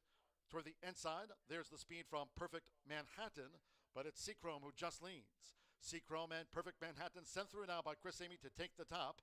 Seachrome now pursues the pace, and Perfect Heart is right there on the outside. As they make their way toward the far turn, Sally Bally running in 4th, Stupendous in 5th, Closer to the Truth in the green cap is running in 6th at the 3.5, and Detached. Retail Therapy beaten for speed. The quarter 22.53 seconds. Perfect Manhattan takes them to 3 furlongs from home as Santo Sanjor starts a bid with Captive Heart, now second on the outside. As these leaders come toward the quarter pole, Seachrome and Closer to the Truth is drawing in with each and every stride on the far outside. As they come toward the top of the stretch, it's Captive Heart, but Closer to the Truth looms up. Seachrome straightened away in fourth. Stupendous with Retail Therapy and Sally Belly. Half mile 46.29 seconds. It's Captive Heart who leads with the rail. Santos Sanjor and Captive Heart. And on the outside for Alberto Burgos, it's Closer to the Truth, who now has the momentum passed. Closer to the Truth. Edged away to best Captive Heart by a length and a half. Third photo, Retail Therapy with Seachrome. Then all in line. Then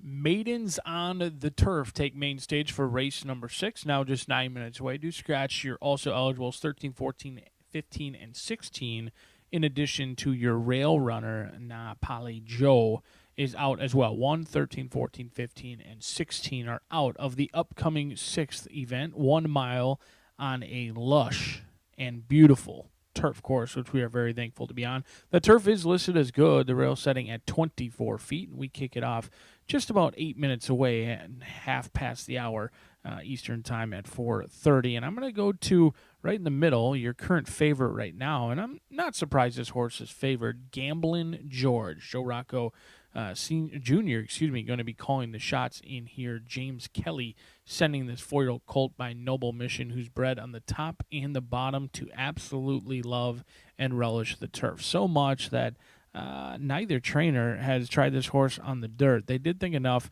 of this 4-year-old colt to try a $500,000 race at Kentucky Downs as a maiden. Finished 8th that day, beaten by only 10 lengths against some very good runners. Have faced some stiff competition at Turfway Park, Keeneland, even tried Gulfstream meet as well. They ship into the Midwest now, getting some class relief today, and I think that class relief will help immensely in here for Gamblin' George, who has shown the ability to be tactical, maybe not quick enough to have the lead. I don't think they want the lead, but can make one run of it and certainly put himself in a winning position. And I think the class relief makes a massive difference today for Gamblin' George. 9-5, a little bit skinny though. Hopefully we can drift up closer to that 3-1 price right around there, which I would deem fair. But a better value player may come from the outside post, and you get one of, in my opinion, the best turf riders in that jocks room, Joe Ramos. He's an elite rider, whether it's on the dirt or the turf, but I think he especially excels at being patient, getting ground-saving trips, and never panicking. Oftentimes you'll find him down on the rail getting that ground-saving journey, where oftentimes on the turf course it's not the best horse, but the horse with the best trip, and that could be the case in here for pretty darn good Randy Matthews in here, who is 0 for 4, trying the turf for the first time off of back-to-back third-place finishes. And on debut, should not be overlooked. This horse ran against, here at Horseshoe Indianapolis, a $1.3 million horse in Solo Venturi. That was the lone dirt try. A lot has changed since then, but they'll finally try the turf today.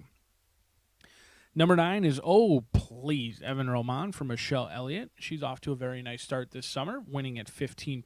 The 3-year-old Complexity Gray Gelding is 0 for 7, does have a third-place finish to his name, and that third-place finish came on the synthetic. I handicap synthetic, very similar to turf. If horses can handle the synthetic, they can often handle the turf. Oh Please could be the quickest of them all, stretching out to 2 turns for the very first time in the career, has shown speed on both the turf, the dirt, the synthetic, has always shown speed, hasn't shown much finish. We'll see if Oh Please can get Mockmer Hall Thoroughbreds home a winner in here today. The Cheater Cup blinkers are going on, and we'll see if they can ration out that speed and take them gate to wire. Getting class relief from maiden special weight down to maiden claiming, and oftentimes if horses are tiring in the lane at the maiden special weight level, all they need is a little relief, and you'd be surprised how far they can carry their speed. 4-1, a fair price, taking a ton of love early on off that 12-1 morning line. Now a third of that price, 4-1 on the board. 5, 12, and 9, a wide open event for those rolling daily doubles. Pick threes, and don't forget your 10-cent superfectas and trifectas as well, and even a pentafecta if that fits your fancy, as we're 5 minutes away from more turf action right here at the Shoe.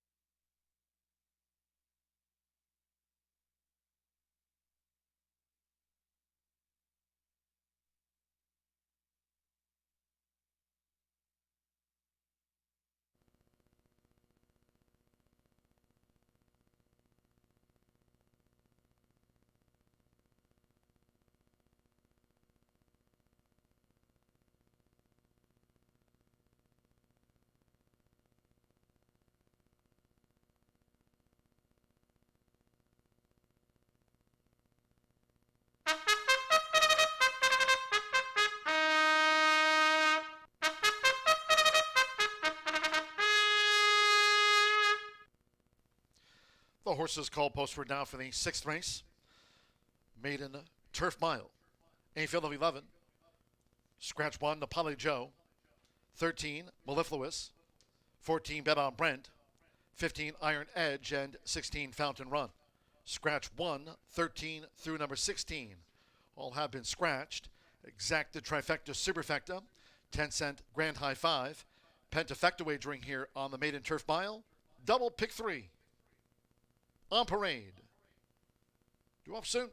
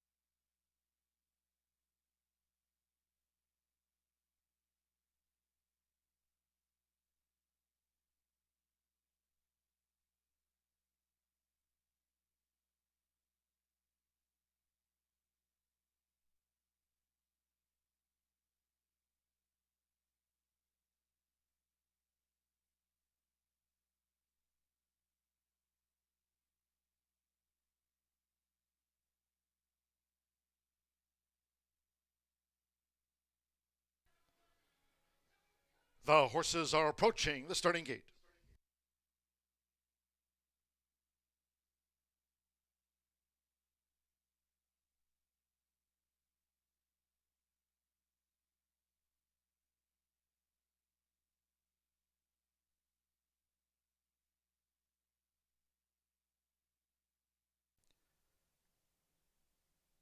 crossing over to the turf course.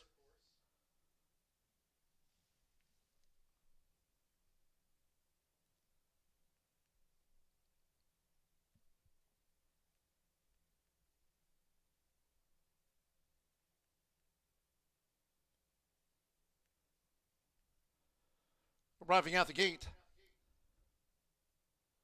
it is now post time. They're going in for the maiden turf mile. Alex Ishard with Money Mamolo.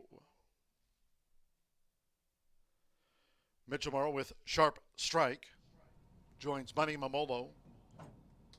Joseph Belmer with Kitco.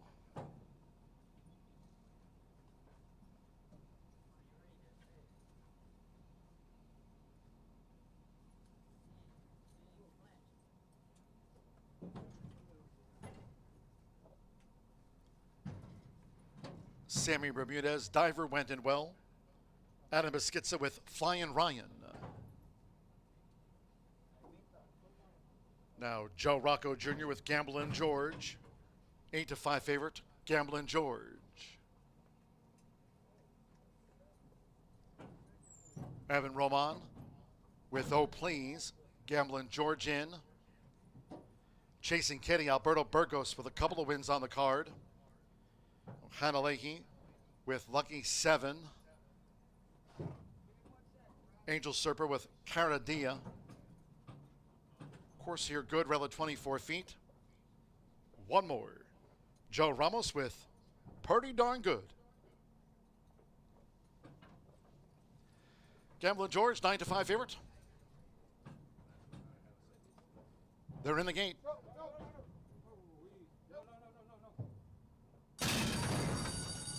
And they're off. Gamblin' George sharply away. Money Mamolo toward the inside. Flyin' Ryan is also close up. Kitco takes back with the rail. Here's Oh Please. Out to the front now for Evan Roman. And Oh Please leads them to the first turn. From Flyin' Ryan with Pretty Darn Good running in third. Then in between horses as they enter the first turn is Chasing Kitty in fourth. Caradia wide fifth out to the stretch. Money Mamolo's a ground saving sixth. After breaking sharp, Gamblin' George in seventh. They have just inside 6 furlongs to run. And Caradia is covering a lot of ground. Lucky 7 is saving ground. Sharp Strike is next. Then comes the Gray Diver, and Kitco trails the maiden turf mile. The opening quarter in 23.20 seconds. Going up the back, it's Oh Please. Flyin' Ryan right there inside the leader for the run past the half-mile pole. Flying Mamolo and Pretty Darn Good, they're third and fourth. Chasing Kitty's running in fifth. For Joe Rocco Jr., Gamblin' George a ground saving sixth. Caradia 3 wide both turns. Lucky 7 Sharp Strike looking to pick through between horses as they now traverse the far side of the course. The trailers remain Diver and Kitco. Half mile 47.35 seconds. Oh Please. With Evan Roman, it's Oh Please at 16-1. The target coming toward the quarter pole and with a 2-length lead. Pretty Darn Good toward the inside, Money Mamolo. Gamblin' George straightens away in fourth, and here's Gamblin' George sweeping on the outside. And then Chasing Kitty, they're homeward bound. Oh Please. Money Mamolo tries to rally toward the inside of Oh Please, who's still there with 1 furlong to go. Here comes Gamblin' George charging on the outside. Pretty Darn Good is flattened out. They come past the 16th. It's Gamblin' George and toward the inside. Oh Please. Gamblin' George for Joe Rocco Jr. getting up.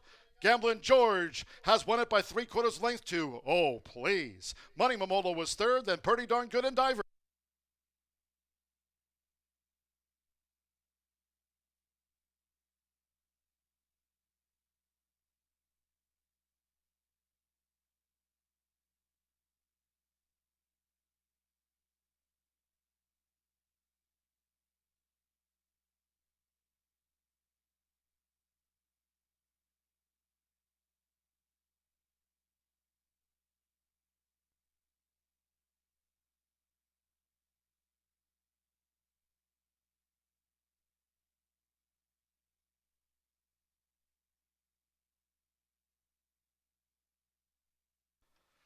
$137.35 after the maiden turf mile. 137.75.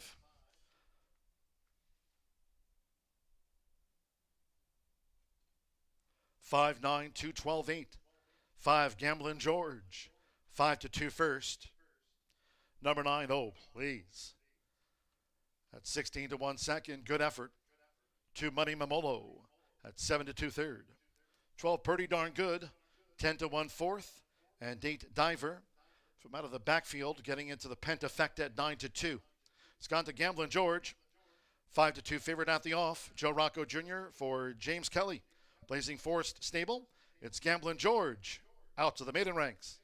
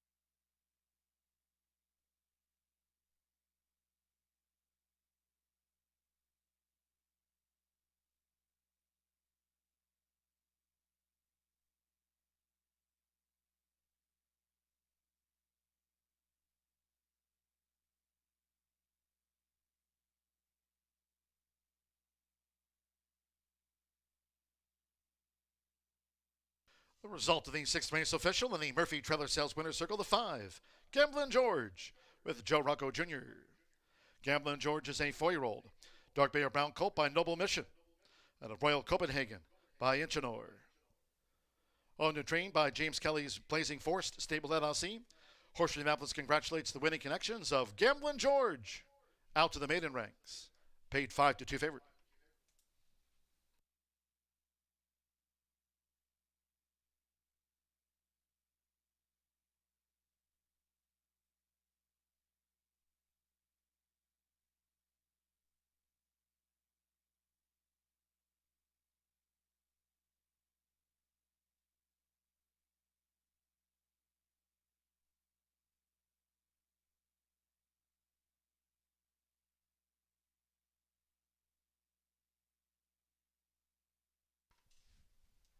$5.9 exacta, paid $85 even.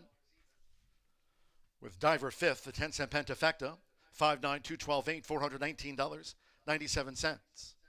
50-cent Trifecta, $5.92, $103.60, 4-5 double, $23.20. The 10-cent Superfecta, $5.9, $212, $87.64. And the Pick 3 result on races 4, 5, and 6. 50-cent Pick 3, there it is, $15.75. 11 ran, 137.75, course good, rel 24 feet. Race 7, maiden sprint, scratch number 5, Spinning Glory. Number 5, Spinning Glory, has been scratched. Palm Desert opens 4 to 5 favorite. Exacta Trifecta Superfecta, 10-cent Pentafecta, double Pick 3. Post time in 17 minutes at 5:09.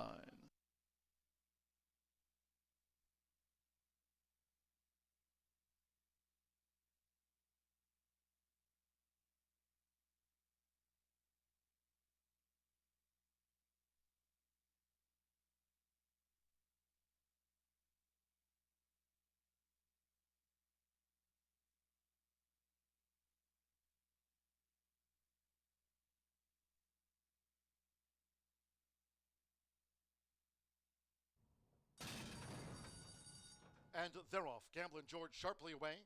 Money Momolo toward the inside. Flying Ryan is also close up. Kitco takes back with the rail. Here's Oh Please out to the front now for Evan Roman, and Oh Please leads them to the first turn. From Flying Ryan with Pretty Darn Good running in third. Then in between horses as they enter the first turn is Chasing Kitty in fourth.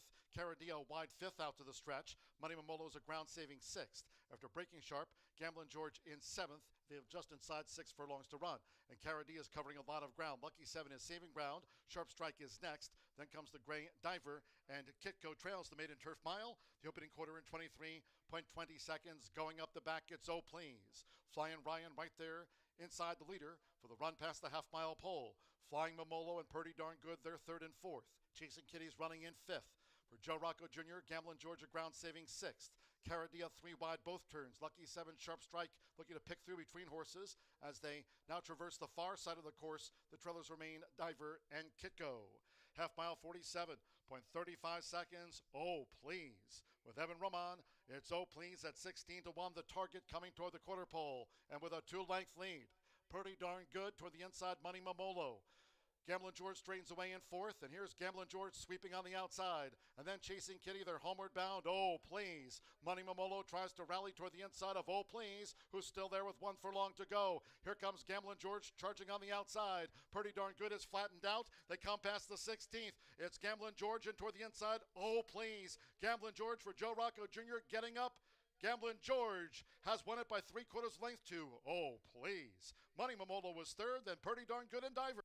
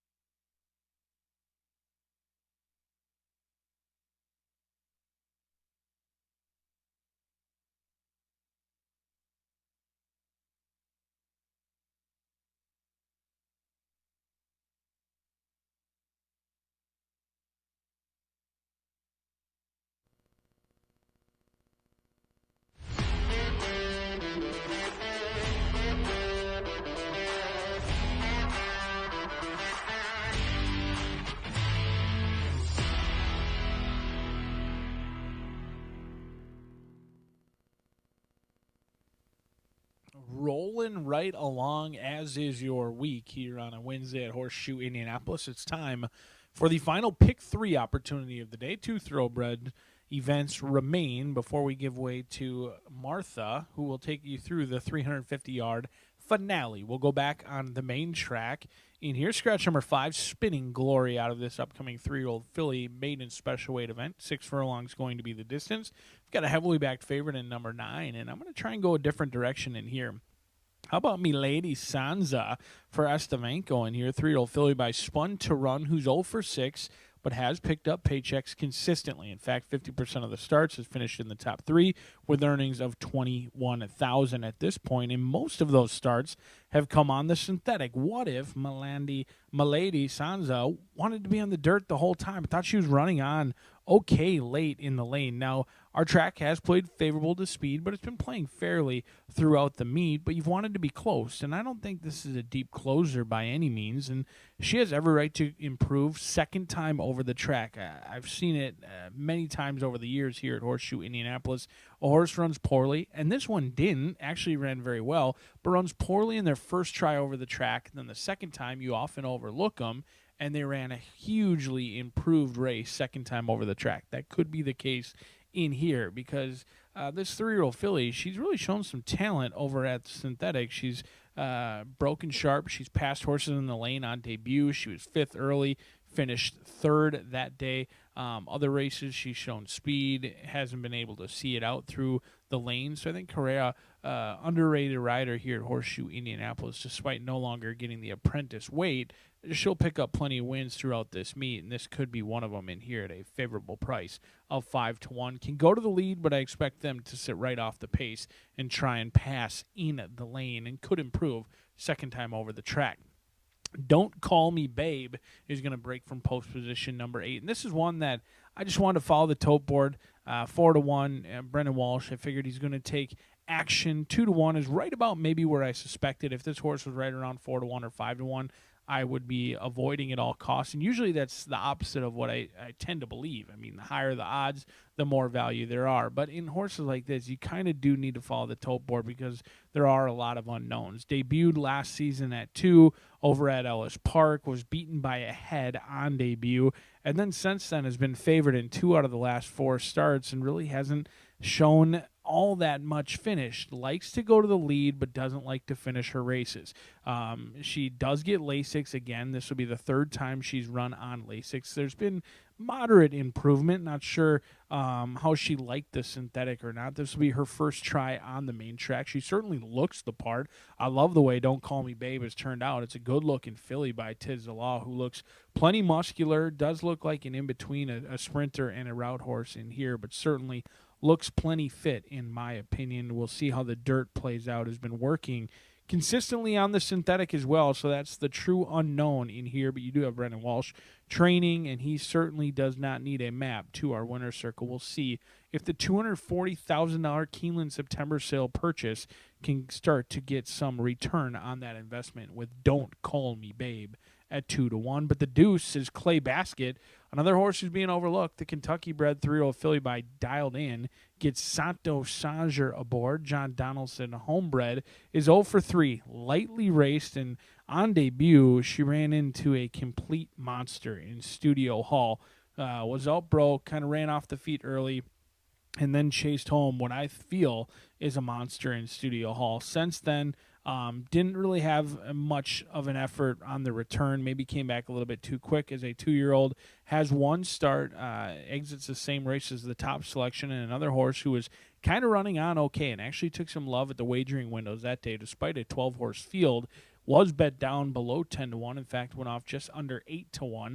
Has every right to continue to improve. I love to see a 3-year-old filly that's gone back to the track for a workout since that start. Must be feeling good. John Donaldson takes good care of his horses and puts them in spots that they can win, along with trainer Ray Hernandez, and that is confirmed by winning at 50% so far early on in the meet. Santo Sager certainly can get a horse out of the gate and get a horse on the lead and hopefully carry this one home. Huge price right now, 18-1 on the board. The bettors have fallen in love with Palm Desert, and I do not blame them. Showed a ton of good early speed. took the lead turning for home at Gulfstream Park, going 7 furlongs, and now cuts back. I didn't love the workout since 46-4. Yeah, it jumps off the page quick, but it was not visually impressive. We'll see if Palm Desert can get the job done in here at 6-5 on the board, but I am hopeful to try and beat this one 4-8-2 for yours truly. As the riders getting the leg up, a talented field of young fillies all looking for their first career victory with a pentafecta coming at you next.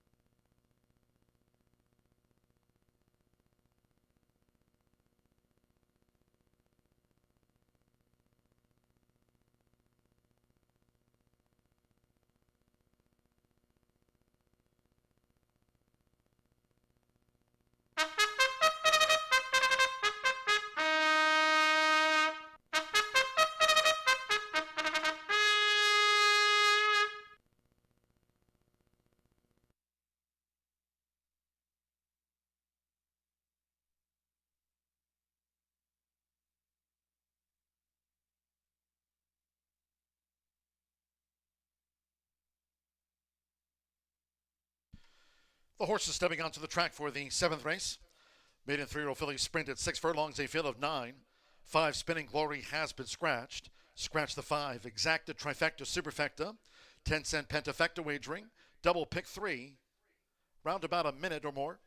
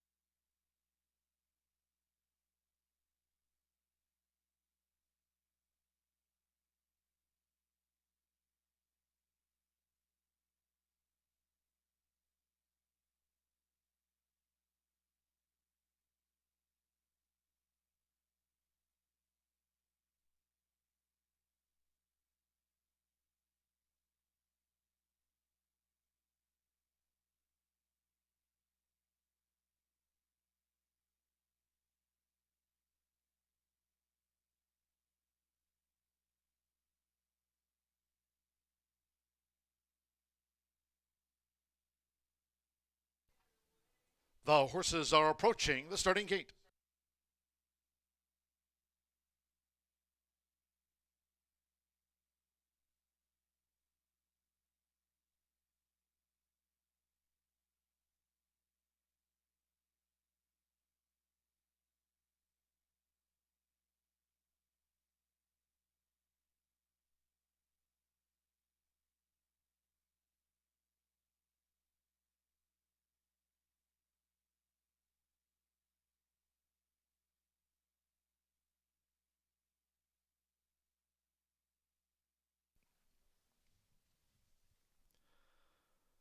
The horses have reached the starting gate. It is now post time. First time starter, Elevated Power. First into the gate would be a hat trick for Alberto Burgos going in. Arcelio Flacco, Point of Refuge, joined Elevated Power.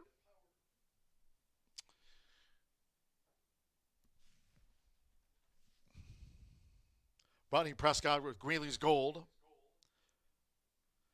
Now Edgar Morales with Don't Call Me Babe. Sando Sanjor, Clay Basket of the Turquoise with a red cap. Alex Achard, Palm Desert, was second on Gulfstream debut. Palm Desert went in okay. Christian Torres with Lulu B. To couple them back. Yarmari Correa with Milady Sansa, blue with the white diamonds, at 6 furlongs. One more. Rachel Jean, one of the 3 first-time starters, Evan Roman for Doug O'Neill.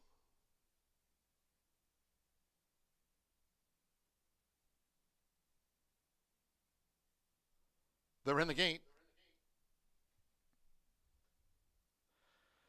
And they're off.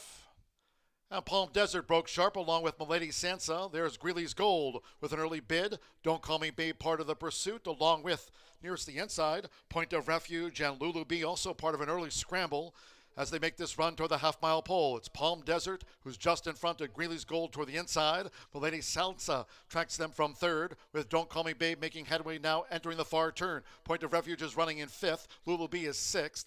Clay Basket running in 7th. That comes the newcomer Rachel Jean, who's running last but one, and Elevated Power trails. The quarter 22.10 seconds. It's Palm Desert has taken the lead from Greeley's Gold, coming toward the quarter pole. Don't Call Me Babe running in 3rd. Milady Sansa showed speed but has dropped back. Lulu B on the far outside. Clay Basket, Rachel Jean, Elevated Power, and Point of Refuge. As these maiden 3-year-old fillies come for home, it's Palm Desert. Half mile, 45.19 seconds with Alex Achard.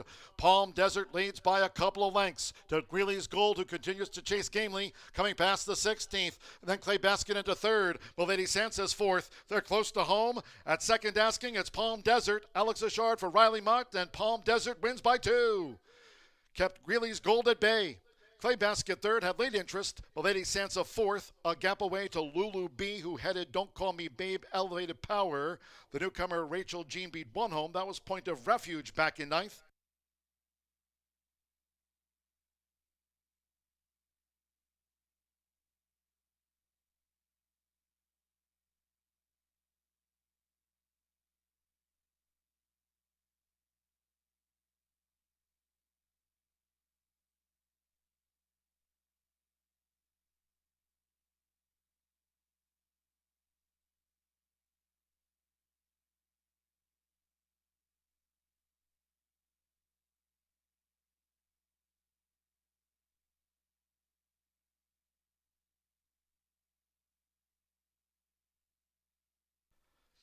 Nine, 6, 2, 4, and then a photo back for 5th for the Pentafecta 110.77 after the maiden 3-year-old fillies dash 110.77. 9, Palm Desert at 8 to 5 first. 6, Greeley's Gold, 15 to 1 second. Game effort. 2, Clay Basket, 5 to 1 third. Late gain. 4, Milady Sansa, 5 to 1 fourth. Stand by for the 5th from the judges. That for the Grand High 5. Second time starter, daughter Candy Ride. Second on Gulfstream debut. Here second to none. Alex Achard for Riley Mott. The favorite home at 8 to 5.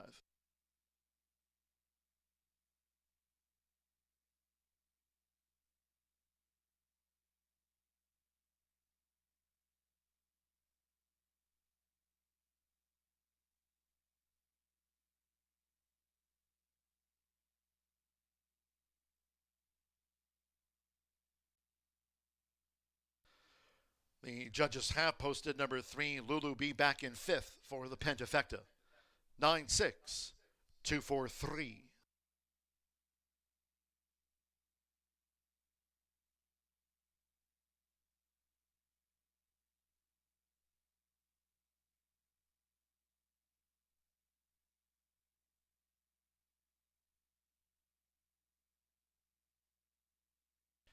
And the Murphy Trailer Sales winner, circle the 9, Palm Desert with Alex Richard.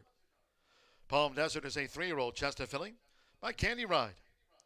Out of the Distorted Humor mare, Fun in the Desert, Riley Mott trains for Eric Gloria and V. Lawrence Ben Sussin's EGL 1 Racing.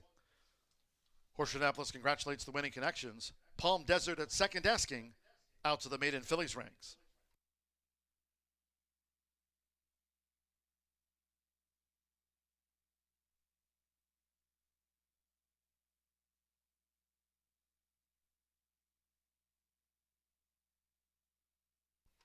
Rank 7 official.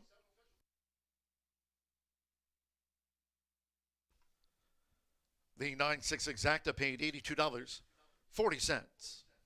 Pick 3, $27.55. 50-cent trifecta, 9-6-2, $93.25.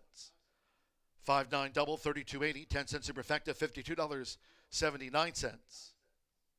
10-cent pentafecta, Lulu B 5th, 96243, $193.88.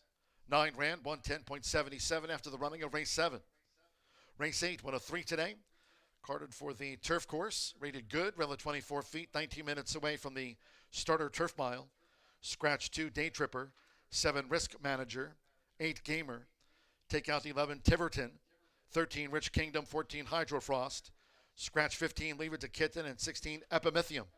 Recapping, scratch 2, 7, 8, 11, 13 through number 16, all have been scratched. It's on the turf. In the 9th, closing with a quarter horse dash over the 350.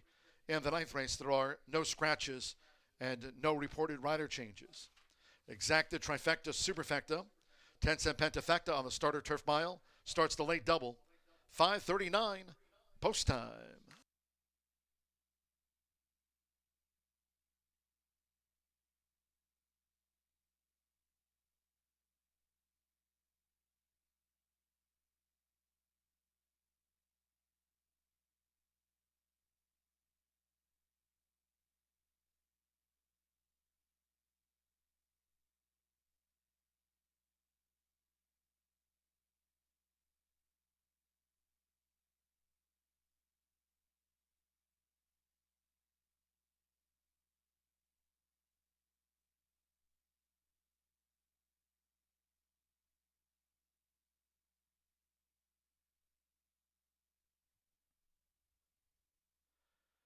And they're off. And Palm Desert broke sharp along with Milady Sansa. There's Greeley's Gold with an early bid. Don't Call Me Babe, part of the pursuit, along with nearest the inside, Point of Refuge and Lulu B, also part of an early scramble as they make this run toward the half-mile pole. It's Palm Desert, who's just in front of Greeley's Gold toward the inside. Milady Sansa tracks them from third, with Don't Call Me Babe making headway now, entering the far turn. Point of Refuge is running in 5th. Lulu B is 6th. Clay Basket running in 7th. That comes the newcomer Rachel Jean, who's running last but one, and Elevated Power Trails. The quarter, 22.10 seconds. It's Palm Desert has taken the lead from Greeley's Gold, coming toward the quarter pole. Don't Call Me Babe running in 3rd. Milady Sansa showed speed but has dropped back. Lulu B on the far outside. Clay Basket, Rachel Jean, Elevated Power, and Point of Refuge. As these maiden 3-year-old fillies come for home, it's Palm Desert. Half mile, 45.19 seconds with Alex Achard. Palm Desert leads by a couple of lengths to Greeley's Gold, who continues to chase gamely, coming past the 16th. And then Clay Basket into 3rd. Milady Sansa's 4th. They're close to home. At second asking, it's Palm Desert. Alex Achard for Riley Mott, and Palm Desert wins by 2. Kept Greeley's Gold at bay. Clay Basket 3rd, had late interest. Milady Sansa 4th, a gap away to Lulu.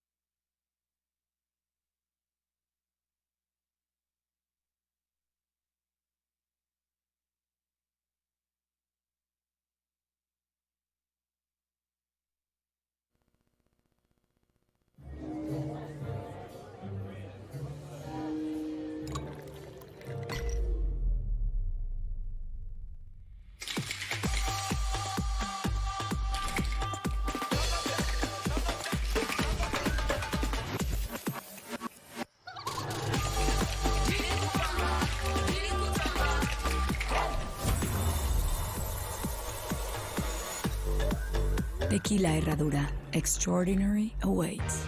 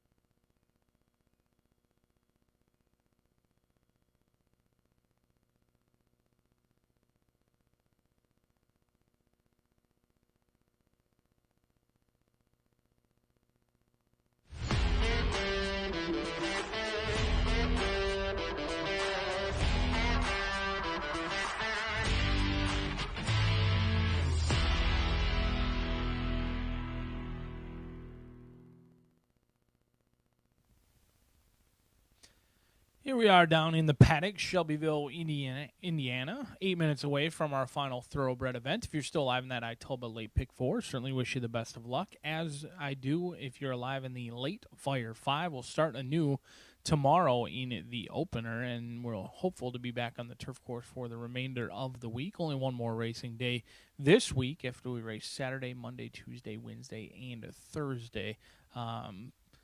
However, we are going to be on a good turf course in here at the 5:30 hour, 1 mile going to be the distance on that good turf course. And I have my best bet of the day, Gewurz Traminer. This is a horse I happened to fall in love with last season.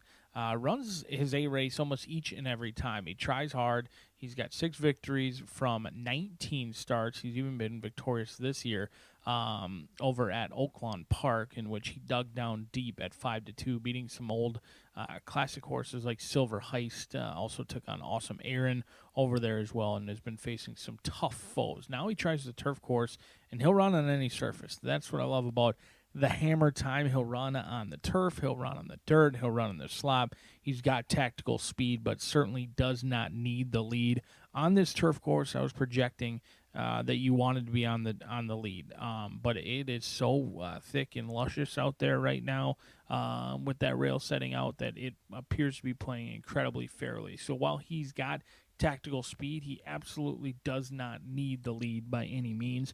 Contreras owns and trains. Manny Esquivel sees fit to stick around for the thoroughbred finale, and when he's aboard, it's usually all signs pointing to go, as 2 of those victories have come with him aboard, and he certainly is familiar with this 4-year-old by Collected, who absolutely loves to win and is looking to make it his third win in his last 4 starts. We'll see if we can get the job done for the Hammer Time. The big fella's got the weight of my Hammer Time on his back, and we'll see if he can crush for us at even money. Bet down from that 9-2 morning line. We're going to have to deal with a horse that maybe I don't say that very often for a 2-1, 5-2 horse, but this is a horse who makes sense. Saint the City, Adam Skitza for Louisville bred racing, and Tom Van Berg, a 3-time winner. All 3 victories did come last year on the turf, and he's tried the Horseshoe Indianapolis turf in the past, in which he didn't get much pace to chase that day. He was 12th early, dead last on the backside, and he finished 7th, which was a bet that looked 7th because he was only beaten by 2.5 lengths. You can kind of tell how the race went. Then he shipped over to Churchill Downs, went off at 20-1, and got the job done. It should be noted that he beat both Oscar Season, who came back next race to win, and then Mercante, who I thought ran a huge race on Kentucky Derby Day. So the fact that Saint in the City has beaten Mercante recently is a huge credit to him, because Mercante has run his race each and every single time. So you know Saint in the City is going to get a good trip under Adam Skitza, who's winning at 50% here. This 5-year-old, very similar to the top selection, runs his race, tries hard every time. Certainly has tactical speed, but again, does not need the lead and probably does a little bit better with a target and is drawn to the outside. And with those scratches, you don't really have to worry about the post position. They'll be able to pick their spot and see when they want to cut over. But Underdressed, Brandon, maybe the race that I will never forget. Underdressed loaded the gate and ran a huge race here. It was 2 years ago, July 8th, 2023, in the John B. Schuster Mile. They were running for $100,000, and I kid you not, this horse loaded at 21-1, went off at 6-1, and ran a crazy, incredible race on Indiana Derby Day. It was unbelievable. It was a 10-horse field, bet all down from 24-1 to 6-1. Strung out the field, opened up by many, had a clear lead right until the wire, and then got nailed by me and Mr. C, who came and ran him down. And I just remember somebody got crushed, because whoever bet that horse from 24 down to 6-1 absolutely got crushed. And so the race, he's had some very nice races. He's only had 2 wins since that, all the way dating back to 2023. Ran off the page with a 95 buyer in an off-turf event here last summer, but he's been a little less inconsistent, or a little bit more inconsistent, I should say, and he's changed hands quite a few times, but on his best day, he can certainly win races. First start off the claim for Ray Hernandez. Orlando Mojica going to be calling the shots. Always difficult to improve off of Larry Ravelli, but if anyone can do it, Ray Hernandez can do it, as he wins at 33% first off the claim, and he doesn't claim very often, so he must have seen something he likes from Underdress. 7-1 on the board, but Gewürztraminer will find out if we're the hammer or the nail with today's Hammer Time, now just 4 minutes away from the upcoming 8th race. We'll see you all tomorrow.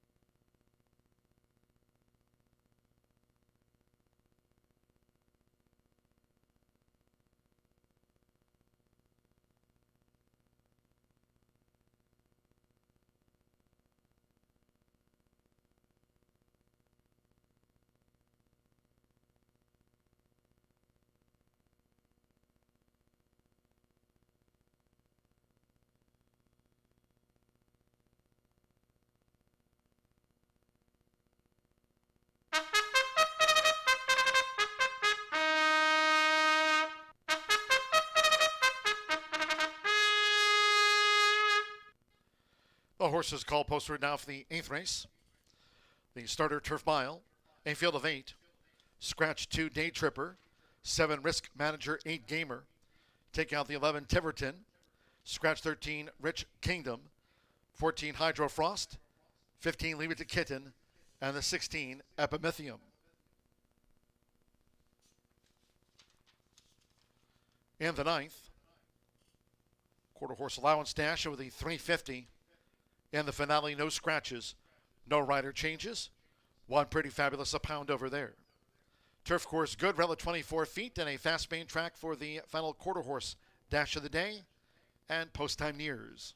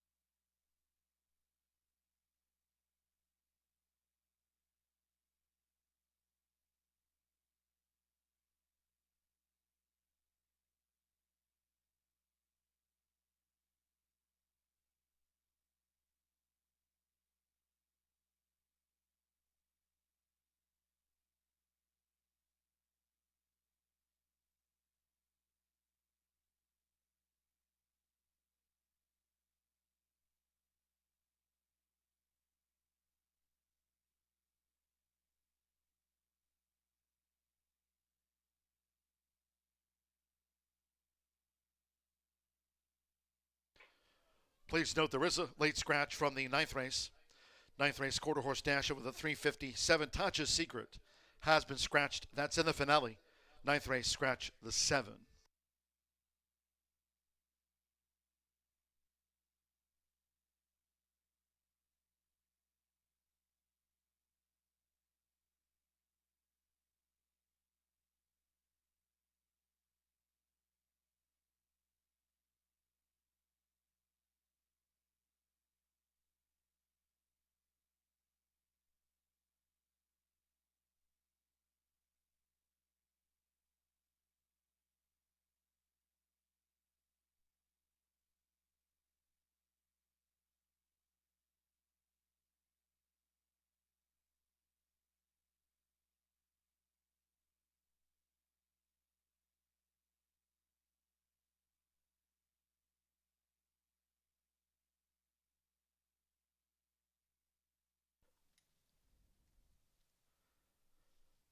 A week from today, Caesar's Day here at Horseshoe Indianapolis. Hope you can join us next week for Caesar's Day.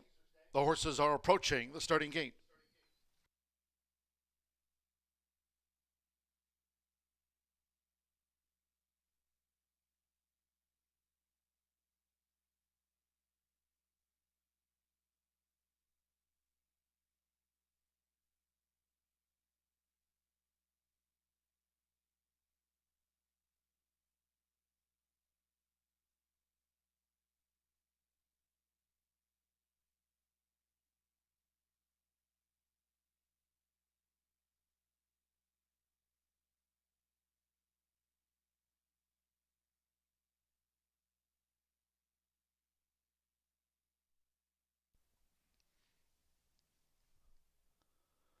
The horses have reached the starting gate. It is now post time. Roddy Prescott, silver quarters, first up. Silver quarters in. Andres Calleja with Azoy.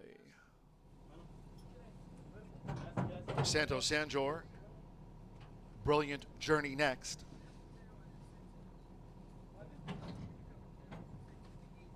Evan Roman with Go Belly Go coming up to the gate. Gerverstrominer, 6-5 favorite. Manny Esquivel for Cipriano Contreras with Gewürztraminer back in town. Gewürztraminer's in. Adam Beschizza, Saint in the City. Now Orlando Mexico with Underdressed. Horse Good, Rella 24 feet, and one more. Mitchell Marul with River Redemption. Gewürztraminer, 6-5 favorite. They're in the game. And they're off. And toward the inside, Brilliant Journey to the early lead. Gewürztraminer in the red cap with Underdressed. Silver Quarters settles with the rail. Azoy is near the lead along with Bella Bali in the black cap. On the outside is Saint in the City. River Redemption is now one off the rail, and Silver Quarters has drifted back to last. Out to the stretch being led by Brilliant Journey. Gewürztraminer is right there, and Azoy 3 wide with 6 furlongs to go. Toward the inside is Underdressed in the black cap and sleeves, with River Redemption keen between horses, and in tight quarters there, the green cap of River Redemption. As they go up the back of the course, and then Go Belly Go with Saint in the City and Silver Quarters loping along in 8th and last position. The first 2 of 8 furlongs here in the starter turf, 23.57 seconds in the vicinity of the half-mile pole. And with Santos Anjor, Brilliant Journey dictates the field. Brilliant Journey's in front at 15-1. Gewürztraminer is itching to challenge. Underdressed, third with the rail by 3/4 length to River Redemption, fourth in the clear. Inside 3 furlongs to go. Saint in the City with Azoy, Go Belly Go, and Silver Quarters tries to take closer order. Half mile in just over 48 seconds. So Brilliant Journey being tailed by Gewürztraminer, who's poised on the outside, 1/4 mile to go. River Redemption in range with Underdressed, Saint in the City, Azoy. Silver Quarters is the wide out. Go Belly Go nearer the rail. They straightened away after 3/4 in 1 minute 12.07 seconds. Gewürztraminer took the lead. Underdressed is charging. Toward the inside, Brilliant Journey led but has dropped back. Go Belly Go makes a split. Then Saint in the City is next. They're close to home. Underdressed coming after Gewürztraminer. It's Gewürztraminer and Underdressed. Underdressed and Gewürztraminer. Photo finish with a nose between them. Then Go Belly Go and Saint in the City next.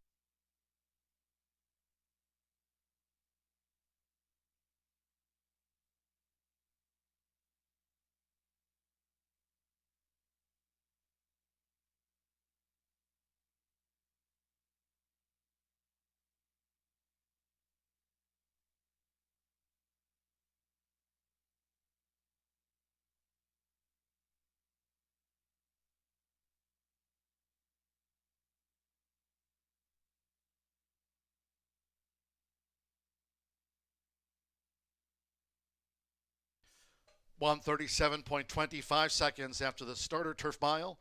1:37.27 on the bob. Win photograph.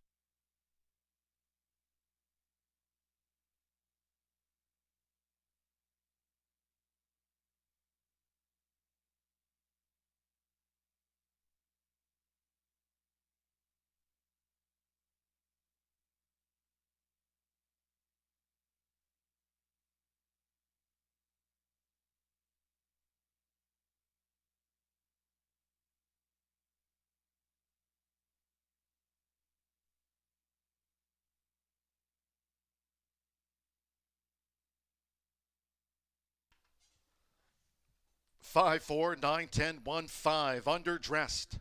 6-1 first. For Gewürztraminer at even money. Denied. 9 Go Belly Go at 46-1 was third. 10 Saint in the City 5-2 fourth, and 1 Silver Quarters for the Pentafecta. Underdressed up in time. Orlando Mexico for Ray Hernandez off a claim. Underdressed was 6-1 to cap off the late pick 5.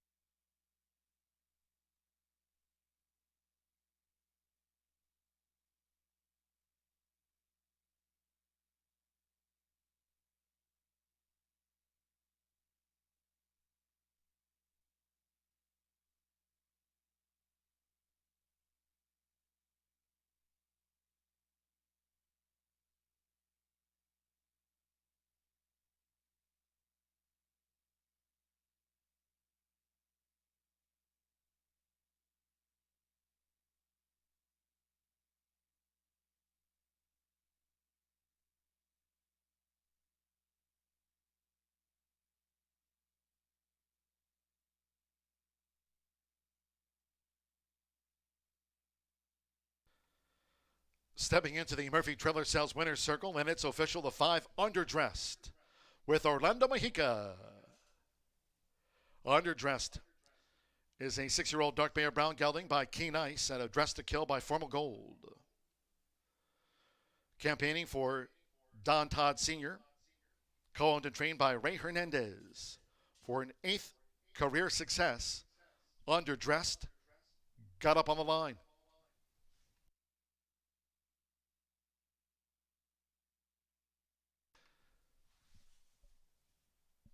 The 5-4 Exacta, a nose between them, $33.80. 50-cent trifecta, 549, paid $101.20. Saint in the City 4th, 10-cent superfecta, 549.10, $72.83. 50-cent pick 3, $94.75. The $1 Itoba, late pick 4, $622.90. The 50-cent late pick 5, $626.30. It was Silver Quarters 5th. The 10-cent pentafecta, 549.1, paid $504.40. 137.25 on this first Wednesday in May. And the first of our turf races, the course today, was rated good, and the turf rail set at 24 feet. Just a reminder, Thursday post time, 2:10 to wrap up the week. Tomorrow off at 2:10. So the 9th we go. Quarter horse allowance dasher with a 350. Scratch 7 Tatcha's Secret. 7 Tatcha's Secret scratched. No reported rider changes, and one pretty fabulous, a pound over the weight. Exacta Trifecta Superfecta, the 10-cent quarter horse Pentafecta featured with a 6:07 post time.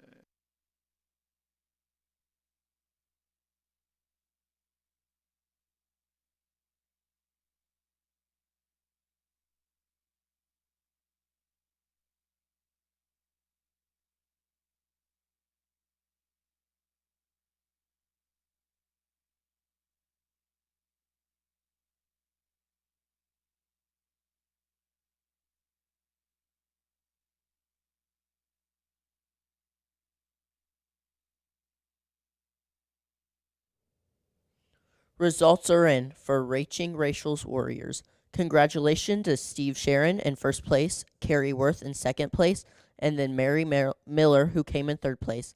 Since Steve Sharon already has a spot in the final, that moves Carrie Worth to have a spot in the final round. Congratulations again, and thank you for playing in today's Racing Rachel's Warriors contest.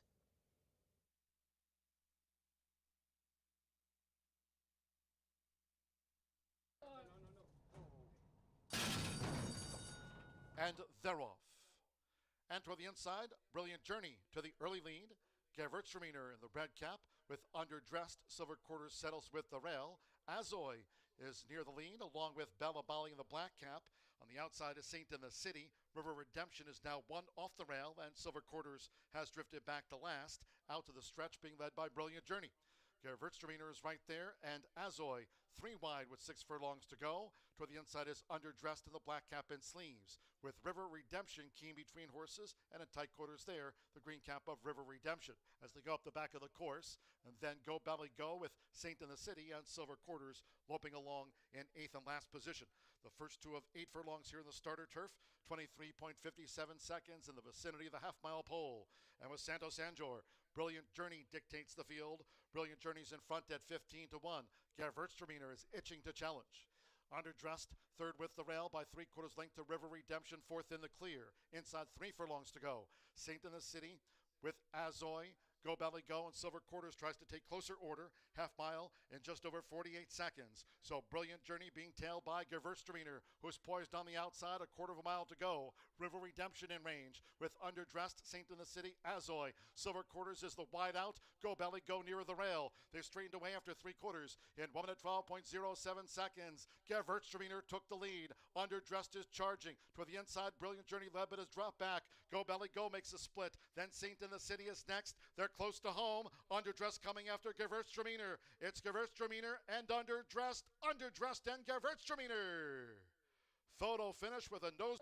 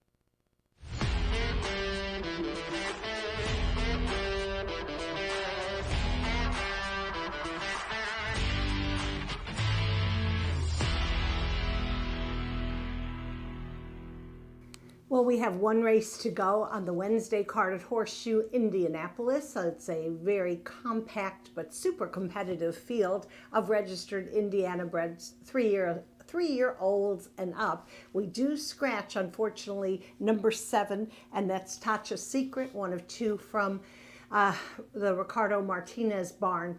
But before we talk about today's field, let's send out a shout to Ricardo. He made his first start yesterday at Horseshoe Indy. He's one of, very accomplished horseman, a breeder, trainer, owner, all of that. He stands Habit's Secret on his farm. And yesterday was his first time back. So what were we looking for? Well, obviously a good effort. And he delivered. So that was a nice race with Tacha's Secret off a 5-month layoff. All right, well, he would have had 2 in this race, but we scratched. But his other choice. One other thing I'll add about Ricardo, in terms of his seniority here, he's 6th on the all-time leading trainer rankings at Horseshoe Indy, 111, maybe 112 wins to date, and a horseman that you're always going to respect. All right, well, let's go to the paddock and take a look, and I will begin with the horse that is left that didn't get scratched, and that's number 8, Nacho Secret, 4-year-old gelding, and actually he's racing as a first-time gelding today. We've talked about that before. That's when a horseman decides that the horse is not going to be bred, not going to go out to stud, and so they yelled him. It usually makes a little bit of difference in the focus and maybe just the disposition of a horse. Obviously, this horse did not need too much help because his past success was pretty cool. Habit's Secret is a sire out of a favorite Cartel mare, Eyes a Favorite. It had an impeccable 3-year-old season last year, 3 wins from 4 starts, and he won 2 derbies, the Harley Green Derby and the Blue River Derby later in the season. That was a sensational finish and a really high speed index in that. Now, this will be his first start since July 20th, but we're talking about a horseman that really does know how to bring a horse off a layoff. Martin Muniz is his regular rider, and he's back today in the saddle. All right, we're going to go next to number 2, and that's DuPont Beach. Now, with all due respect to Habit's Secret, and I do respect Habit's Secret as a sire, Sherry Miller's homebred DuPont Beach merits a tremendous amount of respect in this race as well. Sired by Grade 1 winner DuPont, we could call it DuPont or DuPonte, that's what I call him. He won the Heritage Place Futurity, which was a $1 million race at Remington Park several years ago. And then he became a stallion and did exceptionally well. DuPont Beach is a 4-year-old. He's gelded, and he's a 4-year-old son of DuPonte. He has not raced again since last October, but he won a really, really good race to finish out his season. That was the 142,000 Sterling Bertram, and he beat a couple of horses in this field en route to that victory. So Claudio Barazza and Edgar Diaz team up with this horse. A bullet work, meaning the fastest of that particular time for the day, took place on April 13th. I think the morning line was 15-1. That was when there were 8 horses in the race. You're going to see this horse go off at a little better odds. He always shows up for them. And then let's talk about number 5, Cisco Beach, 4-year-old son of Escondido Beach, really the highest ranked Indiana stallion in the Hoosier State, just so accomplished. And Escondido Beach, well, Cocoa Beach had a few mishaps last year, let's just say, but he finished the year with back-to-back victories, pretty much ensuring Tony Cunningham of clinching his second leading trainer title here. That happened last November. Tony's going to use the flipping halter on Cisco Beach today. El Danny Martinez has been his regular rider, always seems to get the horse on track. And, he's also coming into it off a victory this year. That was at Sandy Ridge in the Red Mile. It was an allowance race on March 16th. So he's got a little bit of advantage in terms of having a start versus coming off the layoff. Very quickly, I'll just mention streaking down the beach, number 3, Tim Eggleston, who's having a sensational season will give a leg up to Eduardo Diaz. This is a 5-year-old son of Habit Secret. 4 wins from 20 starts, and I think will be in the mix. All right, well, sorry to rush this, but we have to get on to some other things. But I'll be back tomorrow to preview that race and then update you on 2 sets of trials next week for quarter horses here at Horseshoe Indianapolis. Good luck to all.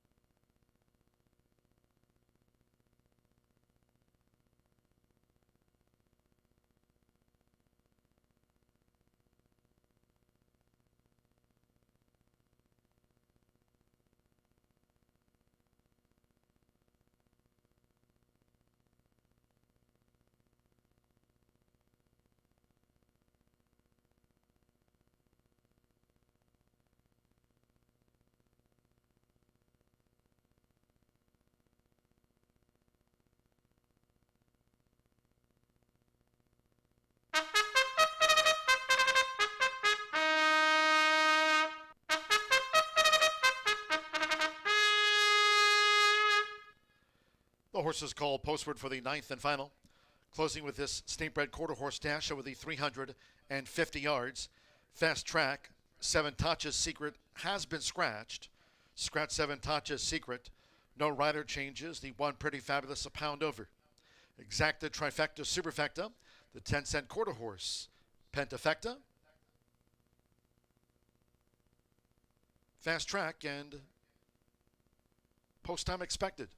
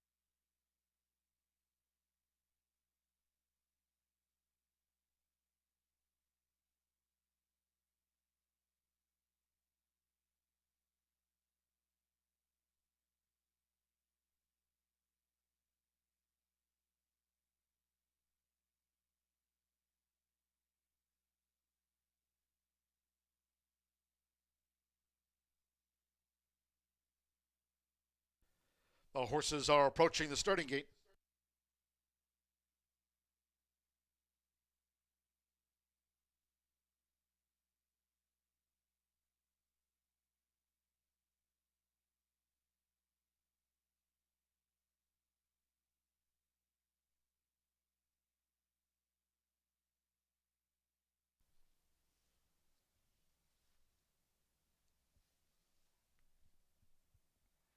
At the gate, they're going in. Cisco Beach uses a flipping halter. El Fulano joins up. Pretty Fabulous has the rail draw.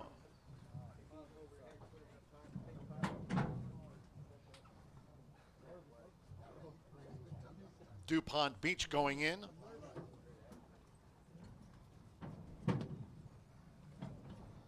Waiting for Streaking Down the Beach. AP Miss Luna's Tide. And Not Your Secret will be last. Now AP Miss Luna's Tide. One more. Not Your Secret. Even Money the final favorite. Martin Munoz for Ricardo Martinez. 350 yards. Fast track. The light wind. Roll in.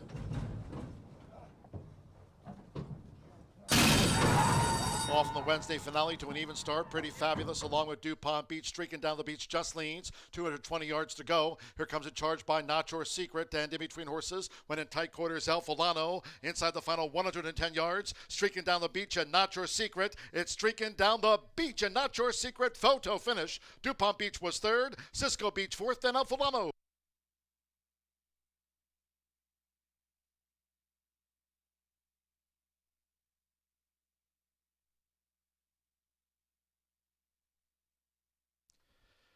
Photo finish after the 350-yard dash. Win photograph, hold all tickets.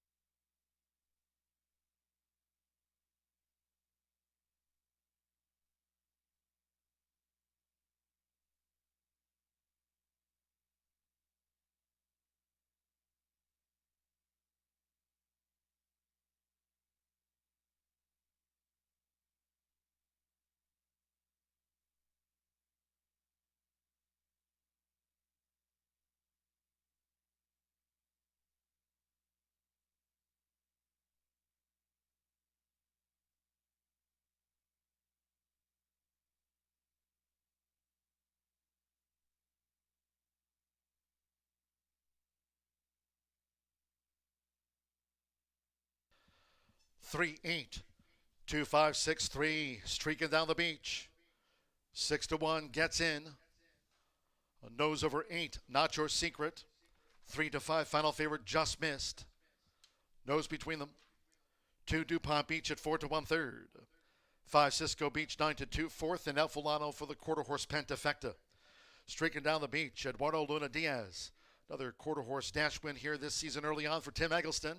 6-1 on Streaking Down the Beach, 17.609 seconds.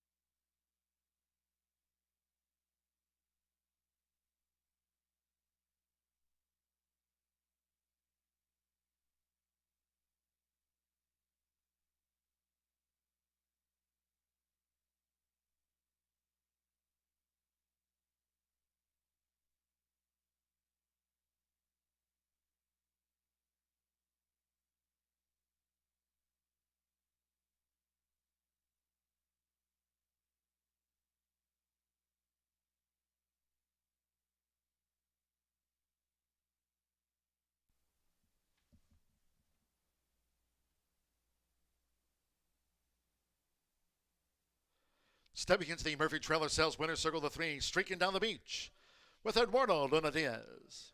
Streaking Down the Beach is a 5-year-old gray gelding by Habit's Secret out of the Escondido Beach Mare Beach Runner. Tim Eggleston trains for Buddy Presley. Horseshoe Indianapolis congratulates the winning connections. Streaking Down the Beach by that gray nose in the 350-yard dash.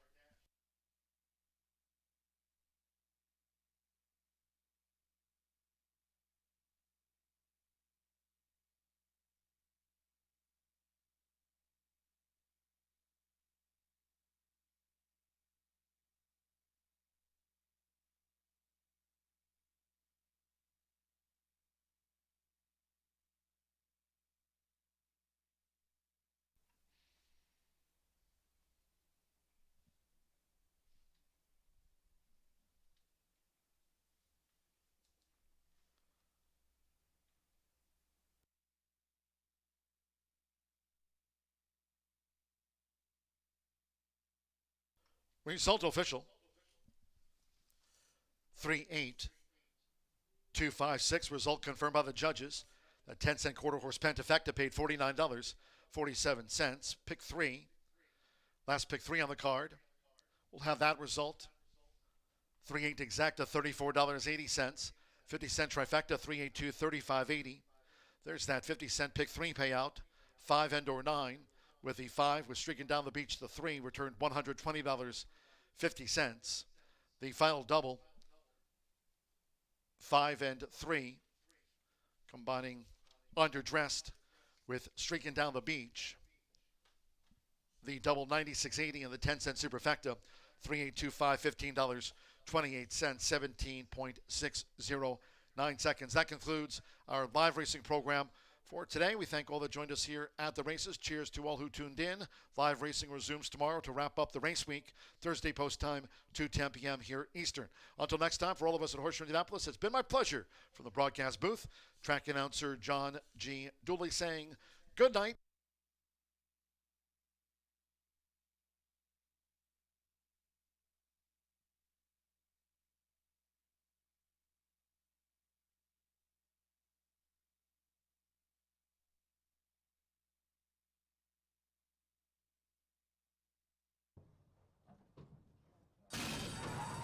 Off in the Wednesday finale to an even start. Pretty Fabulous along with DuPont Beach. Streaking Down the Beach just leans. 220 yards to go. Here comes a charge by Not Your Secret. And in between horses, when in tight quarters, El Fulano. Inside the final 110 yards. Streaking Down the Beach and Not Your Secret. It's Streaking Down the Beach and Not Your Secret. Photo finish. DuPont Beach was third.